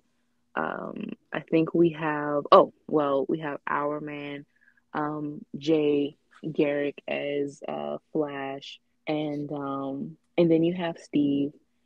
So at the end of this movie, Steve dies. What's so funny is that Diana, of course, she has way more chemistry with Superman, who she named Shakespeare. And I think that is so cute, and that is the one thing that in Crisis, she should have called him, like, for their last like conversation together, she should have called him Shakespeare. Mm-hmm. And it would be something poetic, between them. But with Steve, he was trying to get Diana to marry him throughout the whole film. And honestly, that whole thing was just a plot for Barry, you know, that how he felt of wanting to marry Iris. And that also brought up something. I'm gonna go all the way back to Death of Superman, when Clark was talking to Barry also within that verse about sharing his identity with Lois, and how Barry has already, revealed himself with Iris. It was like Tomasi also wanted to make Diana seem like the jealous ex. And Mm-hmm. again, to have that role with as Maxima. And it's like, no, Diana, she again, you have Clark, like, he's gaslighting, lying to Lois while you're saying that she knows you better than anyone. But Diana right here is the one who actually told you that you can share anything with her. You opened up to her. You said in Justice League, Throne of Atlantis, that basically they would share so much together. And obviously they did, but we are supposed to forget that for traditional relationships. So fast forward here, we see how Diana is the inspiration for all heroes. And Shakespeare, he's just a reporter. When he is found out to have powers, he is actually shot, I think, in the forehead. So he says that he just has thick skin. He says that the Kents died and he was raised in an orphanage. And that is, of course, the original origin for Superman, of being raised in an orphanage. And I feel like, honestly, with that origin, he's, yeah, a little rough around the edges, but also he has this more, if this value of life. Like, he can really be the champion of the oppressed. I feel like with the Kents, sometimes they fall back on that for him to have like this ultimate normal childhood, and he becomes selfish. You know, he becomes this, like, I don't, you know, have to become the hero that I'm destined to be, in a sense. Or he becomes like this whiner, as post crisis was. So with him being the, you know, the orphan and having that feeling, he felt like he had to hide himself until, again, Diana gave him that kind of antagonistic, but again, being the voice of reason, you know, pep talk. And he was inspired to, as he said, get off the sidelines. So within that ending of the film, Diana forgot about Steve, actually, until he called her name, and she has this emotional moment and says, Steve asks her to marry him only because that's his dying wish. And she says yes, you know, but he did not put the ring on. He dies before he could put the ring on her finger. Which, honestly, that was for the best, but also it's kind of like, Diana, that was very much a pity thing, because the whole time she didn't really care for Steve. You know, we don't really see her caring for him until his dying, you know, death scene. Yeah, exactly. And then, Exactly. so after that, we go to Green Lantern's movie. I did not see that movie. I already know you hate it, so we don't have to talk much about it. That's an The only understatement. So the only thing within that movie is that Earth One Diana is mentioned. It's it's mentioned that Earth One, Wonder Woman, and Superman are on a mission together, and but we don't see Earth One Diana. Hmm. So that's kind of like, you can tell that this, again, this verse, the way it was written, or how it prematurely ended, it was just a lot of stuff that they weren't prepared for within that. So now that we go from that movie, the next movie is Justice League, War World. And within this, there's three stories. Diana is a loner cowgirl, or whatever. Batman is, I forgot what that was. He was essentially Barbarian. Conan the Barbarian, and he encountered a Right, version of Wonder Woman there. right. And then Clark is like this, from a, looks like the 60s alien type, X-Files type film or whatever, some black and white world. So they end up actually on War World, and they have been trapped there for about 3 months. And Martian Manhunter is trying to help them. So he's projecting this all in their mind for them to, you know, understand, or get clues for who they are because they have amnesia. So while they are fighting through that, when they finally get to putting on their uniforms, um, Earth One, Superman or Clark and Bruce, they have a connection together already. So you wonder, what is Diana's connection? Like, how does she begin to see visions or whatever of her world? And she begins to have the visions when she sees younger Clark in the Superman suit, and she touches the S, and she thinks that he is her Clark.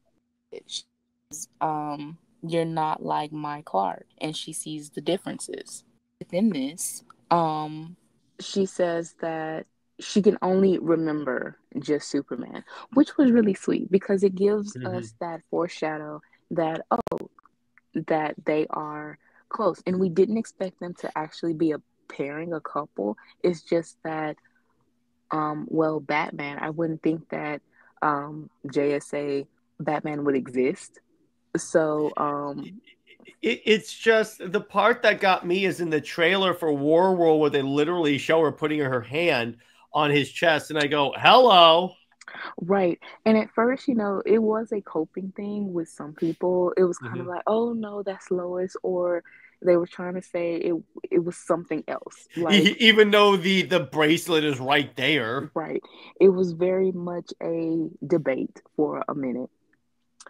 And then we get to where again she says this, you're not like my Clark. And she's very happy to see a version of Clark, And she says that's all she remembers is Superman. And it was so profound. And then within that too, you have younger Clark. It seemed like a flirtatious thing because she says that she was bound by the lasso. And then he says, like, I wouldn't think you would be, tied up in a rope or something like that he says. So it's just little moments within that's kind of like, that's sweet. So then we get to, that leads into Crisis. And honestly, the movie that made Britt cry. Quiet. So you have this where the verse is ending prematurely only because of the regime change at WB with James Gunn taking over with DC Studios. So again, they tell of, I think it was NYCC or maybe SDCC, that they tell of their plans. Again, they wanted to adapt Kingdom Come. They also wanted to do more JSA films. So we would have seen like Clark and Diana, whether it's flashbacks or within present time of them together, leading the JSA. Yeah, exactly. And when we get to part one of Diana and her Clark, coming back together, honestly, it was not, we weren't prepared for that moment. Because at this time, DC is being very funny with Clark and Diana's interactions and stuff. So we didn't expect anything. And especially because of it being animation, that we knew that either it was going to be a Lois somewhere, or they we're like, when's the shoe gonna drop? Right. So we get to this moment, and at first it's kind of like, okay, so I think you told me first. And okay. So what had happened was I get a DM from Taladia, and he's like, dude, you got to watch Crisis Part 1. And I go, okay, I'm intrigued. Why? And he goes, Superman and Wonder Woman from Earth 2 are together. And I go, come again? And then, of course, I DM Britt. Britt did not believe it until, so she looks into it. She even said, don't play with me, Jared. And then she Googles it. She looks it up. I get another DM from her like 10 minutes later. I actually got it from my friend. That all right. Well, I get a DM 10 minutes later like, oh my gosh, they kiss. Right. So I had to wait for the screenshot, and I'm kind of like, even with him, I'm kind of like, whatever, And then I get the screenshot, and I'm kind of like, wait a minute, okay. And then I go to you, and I send you the screenshot, and we're just having it out, you know? And then the fun part is watching the internet react to that, like calling Yes, Superman. They talked more about that clip than they did the entire movie. exactly. 40 seconds of just Clark and Diana reuniting. And it's Earth 2 Clark and Diana at Mhm. that. And that at that moment, they say that Diana is reduced to a love interest. And it's kind of like, have you not watched, obviously not, but have you not watched any of these other movies where Diana is the central? You know, she's the leader, she's the one that has inspired Clark and everything like that. But also, just within this first movie, she is the one that makes the sacrifice too. I believe I believe it's in this one with the with seeing the Amazons, and her story is basically like she misses home. She misses her mother and her sisters, and even if she does love Clark, it's still the fact that her ultimate wish is to be with her mother. And that is Diana's story. You know, we see it in the comics where Diana has had like these future wishes of course world peace, that everything is, you know, all good. She's with her mother and sisters, and yes, her romance is with Clark, but that's basically the last thing that she, I would say, as a wish fulfillment, or you know, as an accomplishment with her. But her main goal has always been world peace and being with her mother and her sisters and having them open to man's world. Exactly. And it's like just the reaction. And then but then also we had scenes like Diana riding a T-Rex, and that I was rewatching Crisis recently and I go, that still hits me really, really well. And how about the scene where like they're gonna do the sacrifice and she can't and Superman's like, no, let me do it first, and then Diana gives him a speech about him being so awesome, so kind, so sacrificing. Then she ends it with, this isn't a job for Superman, and then I can already hear the tears peeking out of Britt's eyelids. And she sacrificed herself, and then she uses the lasso of truth. That's really good. And I can already hear it. Look, I can hear the liquid streaming down Britt's face right now. Quiet, Yeah, quiet, quiet. I get the feeling I'm going to be receiving some crying cats in about soon. And by the way, here's the New Frontier Jammies thing, by the way. But yeah, it's like that's the interesting point that it gets there, and I'm like, oh yeah.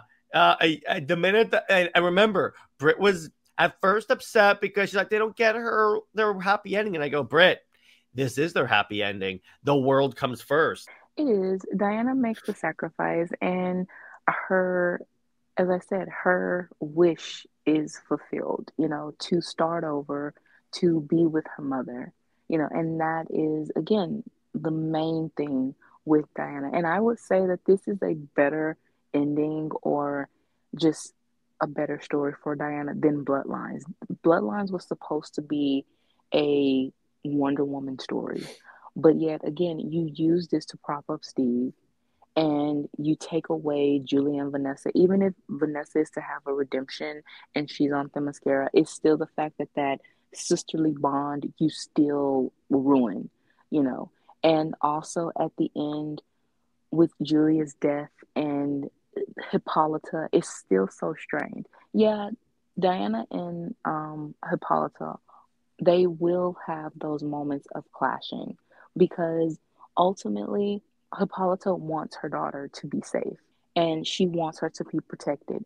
As I always say, she's not a helicopter mom, but at the same time, she's just very protective of, because she knows that Diana is her miracle, not Steve's, and her gift, and Yeah. so precious to her. But and Bloodlines, it just really, it didn't hit, you know, those high notes that it should have. if you are to want a Wonder Woman movie. And again, it was an afterthought only to ride the hype train of the 2017 movie. And also the fact that Tucker got mad that this movie pretty much bombed says a lot about his character, but also that, yeah, you were just wanting a cash grab or whatever. And he does not like criticism. Oh, no, exactly. He's got egos. But let me ask you this, Britt. What, in your opinion, makes a good adaptation? Because here's what I say. Number one, if you have to change stuff, ensure that the changes don't stray too far with the original, like to the point where they change the entire story completely.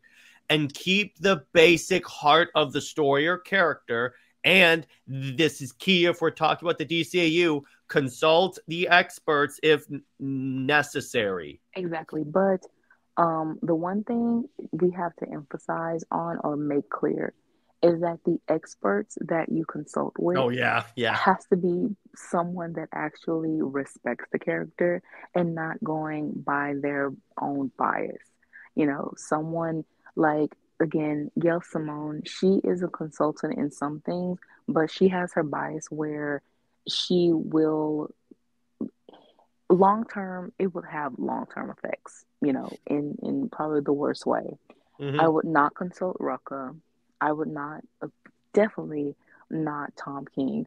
The one that I would say now, honestly, Mark Waid, you know, that is someone who you have to consult. It's because he, even though he has difficulty with Diana, and I honestly don't even think he does, because he has written Diana as very loving, caring, nurturing, the balance of the warrior and the ambassador of peace. I just think that the reason why he feels that way is because of the Lois fans that made him feel to question himself. But he knows how to write Diana, you know. So yeah, he's definitely one that I would go to as a consultant. And as you said, everything else with the adaptation, you can take some liberties, but as long as you don't go too far and stray from the story, and also trying to take away elements, again, because of bias reasons. Yeah, exactly. As long as you get the basic idea of the story, like with the Marvel Civil War storyline versus the Captain America Civil War movie, the movie could not be is not accurate to the way the comic went down. However, they get the basic plot of the story, so it's like, okay, I can excuse a few changes. Right. If the changes end up being, you know, to make something more, a little bit more interesting, in again, a more positive way and long term positivity, or if it's something that makes it a little bit more smoother as an adaptation, then yeah. But if it's just something to change just for the hell of it, then no. No, Exactly. because a lot of these adaptations, yeah, people are going to see those, you know, is going to have a broader impact and like a Injustice. broader audience, like Injustice, like DCAU, and the perception of these characters. This is what those fans are expecting. So when they go to read comics and they see the difference, as I did, you know, I saw New Frontier, and then when seeing that it was a book, a graphic novel, and reading it, it's like, oh, so Superman and Wonder Woman are a couple. But then you go to the end and you see Clark with Lois, but at the same time, again, the animated adaptation totally belittles Clark and Diana's relationship, where it's kind of confusing on, you know, how is this supposed to be? Well, so yeah, it's some things that you have to keep in line, that you can tell what diminishes the story, and you don't want to do that. Here's another great example, Britt. Before you met me, what did you think of Hal Jordan? Oh, that he was a womanizer. And now that you know me, what do you think of him now? That he is ultimately he is a jokester, but at the same time he's very serious. He is and loving towards Carol. Yeah, so it's because you have a couple adaptations that emphasize the ladies' man thing. In particular, that's the one part I don't like about the DC, about the AMU. I mean, the war I excuse because that was like early Hal Jordan, but with the whole dibs on Wonder Woman thing. But after that, like Throne of Atlantis, that's supposed to take place 5 years after. I'm like, no, I'm sorry, no. But in conclusion, there are great. First off, animation is the easiest way to adapt a comic book because you can get away with a lot more with animation than you can for live action because you don't have to worry as much on the budget. Now, you still have to worry about the budget because then we get stiff animation. But it's like it's easier to transfer a lot of stuff to from comic book to animation is my point. But it's like give Wonder Woman more stuff, please. Right. That is the one thing. We need more Wonder Woman adaptations that actually benefit her. I would say that I really wish that Jim Craig should have gotten, one more Wonder Woman film. Mm-hmm. Exactly. Yeah, and we could, or maybe they followed the exact plan and had like Justice Society World War III be like a series of movies about Wonder Woman. But I don't know. We'll see what happens with the DCU. So speaking of Wonder Woman, okay.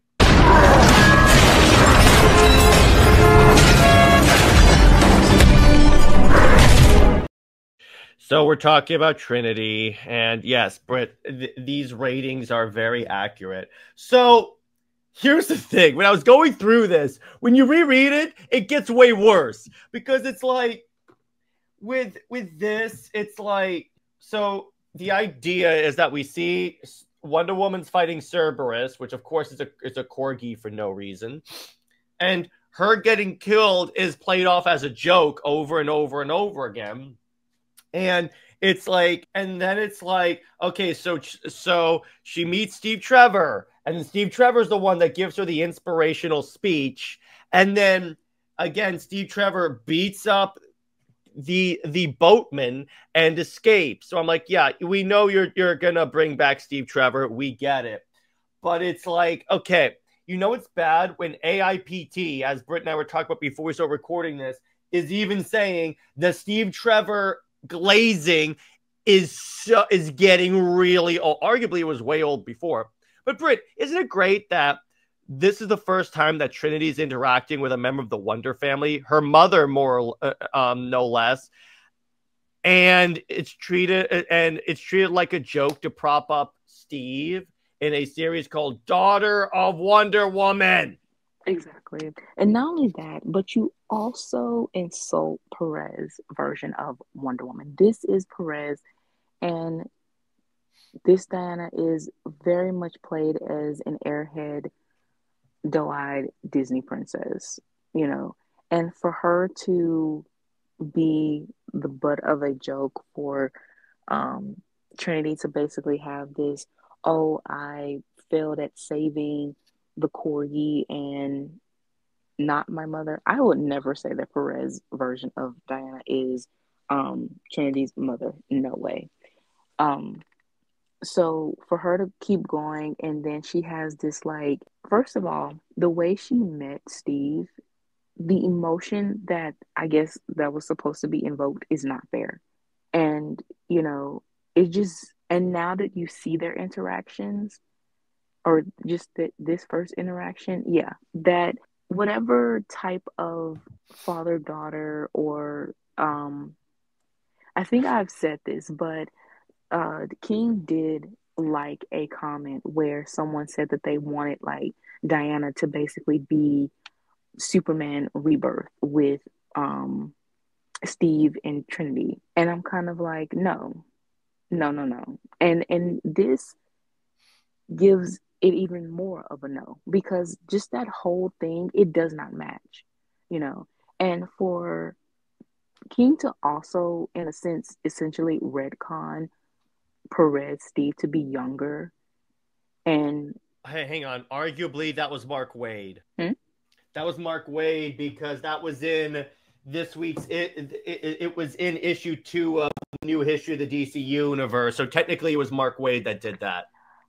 With that, I would not. Okay, because remember, he said Wonder Woman Year 1 is the origin. Okay, yeah, but that's Rucka's Year 1. Yeah, he means Rucka Year 1 is origin, and remember, Steve was young in that one. Right, but this is again. Okay, that's what I'm saying. That's the difference. You see that Diana is in Perez uniform though. Like she is Perez's Diana. So I know, but technically. But Britt, here's the advantage of this being a future series. As soon as King leaves the book, this never happened. That's true. That's the best part about being in the future. And I was talking to Britt about this. As soon as King leaves the book, it's a waiting game at this point because he will leave the book. I'm thinking earlier than anticipated. And I got news for you. From what I hear, the majority of people at DC don't like him. So chances are, as has been the case with the majority of his in-continuity runs, it's going to be either retconned out or ignored completely. I mean, no one cares about the Chucky baby. Even with her... Case in point, it hasn't been referenced wherever Diana shows up. Exactly. And honestly, I mean, not only that, but even in her own book, no one has, like, talked about it. You know, you didn't see you saw the Wonder Girls kind of with her, but at the same time, it wasn't anything genuine. It was just played as a joke that they were babysitting some random baby. It wasn't like, this is, you know, our niece, oh, whatever the hell you want to call Trinity to them. It wasn't like that. Even if Tom King is so hell-bent on having Superman and Batman in the Wonder Woman book, Diana did not even introduce her to them.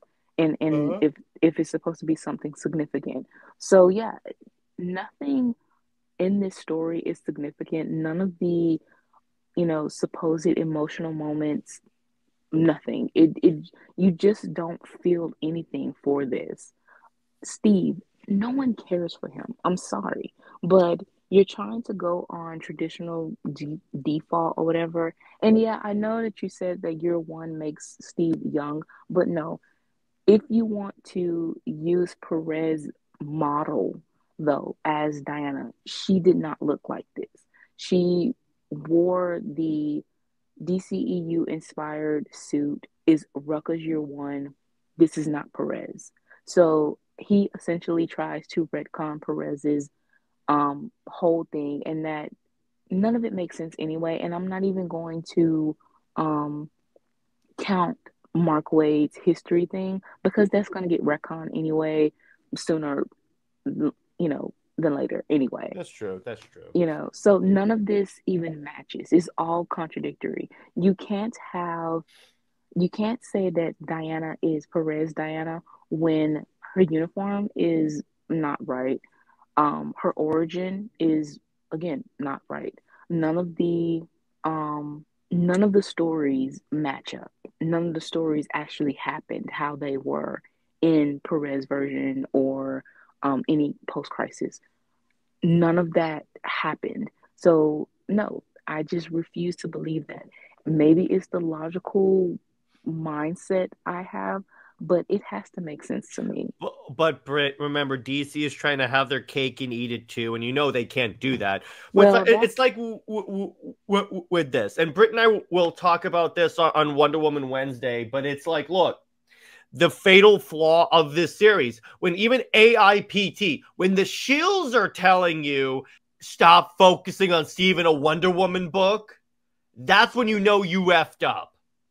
And then the fact that, again, Tom King gaslit the fan base to say, well, Wonder Woman books were focused on her love interest or the villain. And what are you doing?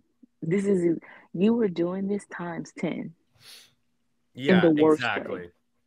exactly. But it's like then with this, because when he says the series about fathers and daughters, because it's self-insert his relationship with his own daughter, and I go, stop self-insert. You do this all the time, man, and it's very annoying at this point. Again, the fact that this is called, the title is Daughter of Wonder Woman, and Marketing. yeah, it is Because marketing. Britt, would someone buy the book if it was called Daughter of Steve Trevor? That's true. No, they wouldn't. But also, I mean, the fact that the Daughter of Wonder Woman couldn't even sell, and not even top 50, No, and not even dropping, top 100. that is pretty sad. That is definitely sad. Oh, trust me. I can't wait to see where this falls, because this is going to be so good. I think that I'm going to make a prediction. Let's take bets. All right. I think it's going to be closer to 100 to the 150th place. How about you, Britt? What do you think it's going? Right. Definitely going to the 150. I would say if it goes up, it's only because the Batcat wedding. And Batcat fans are acting like they care. But remember, Britt, we thought that was going to happen. And then the second issue of the Batman arc with the gods flopped hard. That's true. That's true. Again, it's like, and Britt, I understand what you're saying, because I thought that when that Batman issue happened, and then we got shocked. So I'm like, honestly, anything could happen with this BS series. Right. But I think that, honestly, I take that back, because no one just cares. So yeah, this book is definitely going to flop more. Definitely. Now, here's the thing, Britt. Now let's talk about this, because we know Steve is coming back. Now, I was talking to Robert about this on CLD, and we were talking about how we could salvage this if we wanted to. Obviously, I wouldn't, but if I had to. So the way I would have done this, because it's either going to bring back Steve in this series or set up the revival in his Wonder Woman book. If it wouldn't be if he sets up the revival but never gets to do it because he got kicked off the book. That would honestly be wonderful. Yes, exactly. But it's like, I'm going to pitch you guys how I would do this. So they get to the part where like she's going to bring Steve back. But it's like she can't bring him back to life because it's like, because like someone has to take his place, someone has to die essentially and never exist. Because if Steve comes back, depending on how they do this, because the series is doing with time travel, here's the thing: if Steve doesn't die, Wonder Woman is not grief stricken, and then creates Trinity out of clay. So going back to life would erase Trinity from existing. And what if this is like Trinity saying, I'm good. It's saying, no, go because mom needs you. I know it's cringe, but just bear with me. And then it's like, no, she sacrificed herself because she knows that like her mom needs Steve. And Steve's like, I promise we'll have you in the future. Obviously they don't. But it's like, it's just like you have her make the ultimate sacrifice, because that's how you redeem the freaking character, particularly if it's adult Trinity. Honestly, I mean, to be clear, but I don't expect them to do it. I'm just saying how I would do that to in some way salvage this. I mean, yeah, I get that, but honestly, it's so kind of like Diana doesn't need Steve, so that's pissing me off. Like the fact that you have to have her so codependent, and again, the line of the inspiration with DCEU in 1984. It's like Diana's sole motivation being for she needs Steve to be happy or whatever this is, you know, is very insulting, you know. Well, yeah, but it's like, because I'm just saying, if DC like, because DC would probably make me do, because I can't like eliminate it. I can't like have both of them die, and it's like this is the only way to make it make sense from a story perspective. So I'm just like, I have to bite my lip and again, Britt, compromise. We can't like. I know. I don't want to compromise. I would They rather didn't this entire compromise. thing be wiped The, out. the thing is, they didn't compromise when they screwed over New 52. Oh, trust me. Oh, trust me. But it's like, yeah, if I had my way, the entire run would just be Diana's bad dream. That's it. The entire Tom King run is just that. Unfortunately, I can't. But it's like, oh man, yeah. If I ran DC, first off, Tom King would not be allowed to write Wonder Woman in any. This is the new edict, Britt, that I would make to King. You're off the book, and you're never allowed to use Diana in any of your series in any way or reference her. I would take that rule, definitely. Like you're never, and just for crapping on Diana, you're never allowed to reference or use Superman either.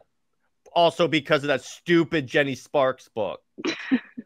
Trust me, I'm still salty about that. But yeah, ultimately, and yes, Britt, a 0 out of 10 is honestly, Britt, I think that's being a little generous. Like at least a negative 1,000 is what this is. I mean, well, the art is like, actually, you know what? No, I'm not giving the series any flowers. It does not deserve it because what's depicting is BS. You know, Blonde, yeah, her art is good, it's cartoony or whatever, and it fits the tone of a very childish book. But with her like attitude of playing victim and not trying to understand why Wonder Woman fans was critical.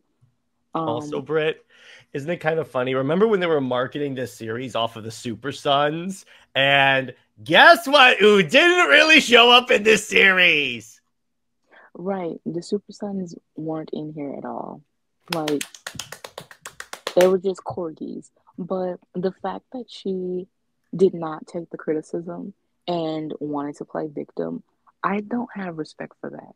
Because you need to understand of who Wonder Woman is, who she is to Wonder Woman fans, and why you do have such criticism. Why it was weird to draw a statue where Diana is hanging off of a man in the middle of the mascara. That is an island, yes, of women who have been, you know, dominated by men, tortured by men, you know, abused by men, and they are living in seclusion for their own peace. But yet you have, not only do you have a man, but also he's a soldier and an American soldier at that, in the middle of the island as like a statue and worshiping him. That is so like the most anti Wonder Woman, you know, thing that you could ever do. And for Wonder Woman fans or whoever, you know, like I said, as a detractor towards Superman and Wonder Woman, you will never have Wonder Woman, you know, or anything like that, a statue of Superman in the middle of the mascara. Yeah, exactly. You will never have Diana draped over Clark, like in that sort of way on the mascara. You know, if anything, he would build a statue of Hippolyta or Diana in the Fortress of Solitude before anything of him being on the mascara. Exactly. He has respect for Diana. He has respect for Hippolyta. He has respect for the Amazons. And the thing is, you've never seen Steve except again for except for the Perez run where Steve actually interacts with Hippolyta, you know, as the love interest. It's always Diana making that sacrifice to disregard her mother and her sisters for Steve. And I just no, you know. Yeah, exactly. It doesn't make any sense. But I think that's a good place to leave it. So, Britt, you got any stories you want to tease us with? Okay, so of course I have the one shots and the chapters to get to. Um I am enjoying finally If you ever finishing. upload. Okay, you know what? Let me write them. Let me write them because they're very long. But I am enjoying, you know, writing them and just, I guess You know, I do have my issues with the characters. I'm not gonna lie. I am not very keen to Superman at the moment, but I'll change that. very ambitious. But the with going back and again, my inspiration for Clark and his relationship for Diana will always be Perez. It will always be um, Tomorrowverse and New 52, Kingdom Come, things that really showed Clark respecting Diana. Yeah, exactly. It's a disappointment that we can't have that now because, of course, it threatens the status quo. But at the same time, we do know the history that they have. And I guess we have to preserve that history that we know. Yes, we have to because DC's not going to. Right. So within the stories, that's pretty much what I want to convey is that they have history, whether they are friends or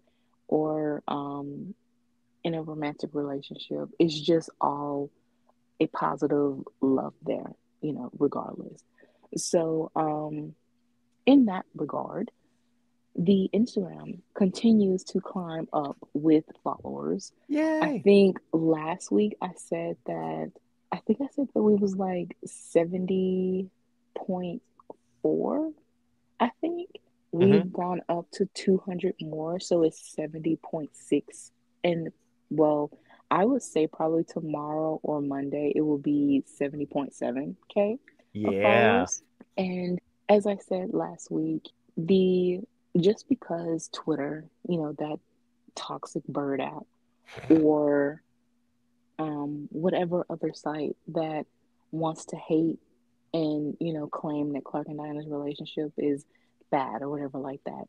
We know otherwise because we actually read the comments and we actually see, even in the miracle of adaptations that actually respect their relationship and show, again, it can just be platonic. We aren't hell bent on having them in a romance like that because, first of all, DC and some of their creators just do not have the capacity and the creativeness to execute that expectation of what we know Clark and Diana's romantic relationship should be. So we would rather see that friendship with an underlining line of something, more to them, that tension that should be there. And yeah, that's all we ask for is just that respect in that regard. But to see that people continue to gravitate to the relationship, obviously there is merit and obviously there is interest. So it doesn't matter at the end what any of the detractors say. It's all about us and being in our SuperWonder community and keeping the positive vibes going. Exactly. And that's why I tell you, Britt, I will make you like Superman someday. Someday, probably in about 40 years. I will. But anyway, stay heroic, everyone. Remember, Lois Lane is Lois Lane, and Steve Trevor probably belongs at the bottom of his septic tank. Zois and Maximat for life. We'll see you guys later. Bye-bye.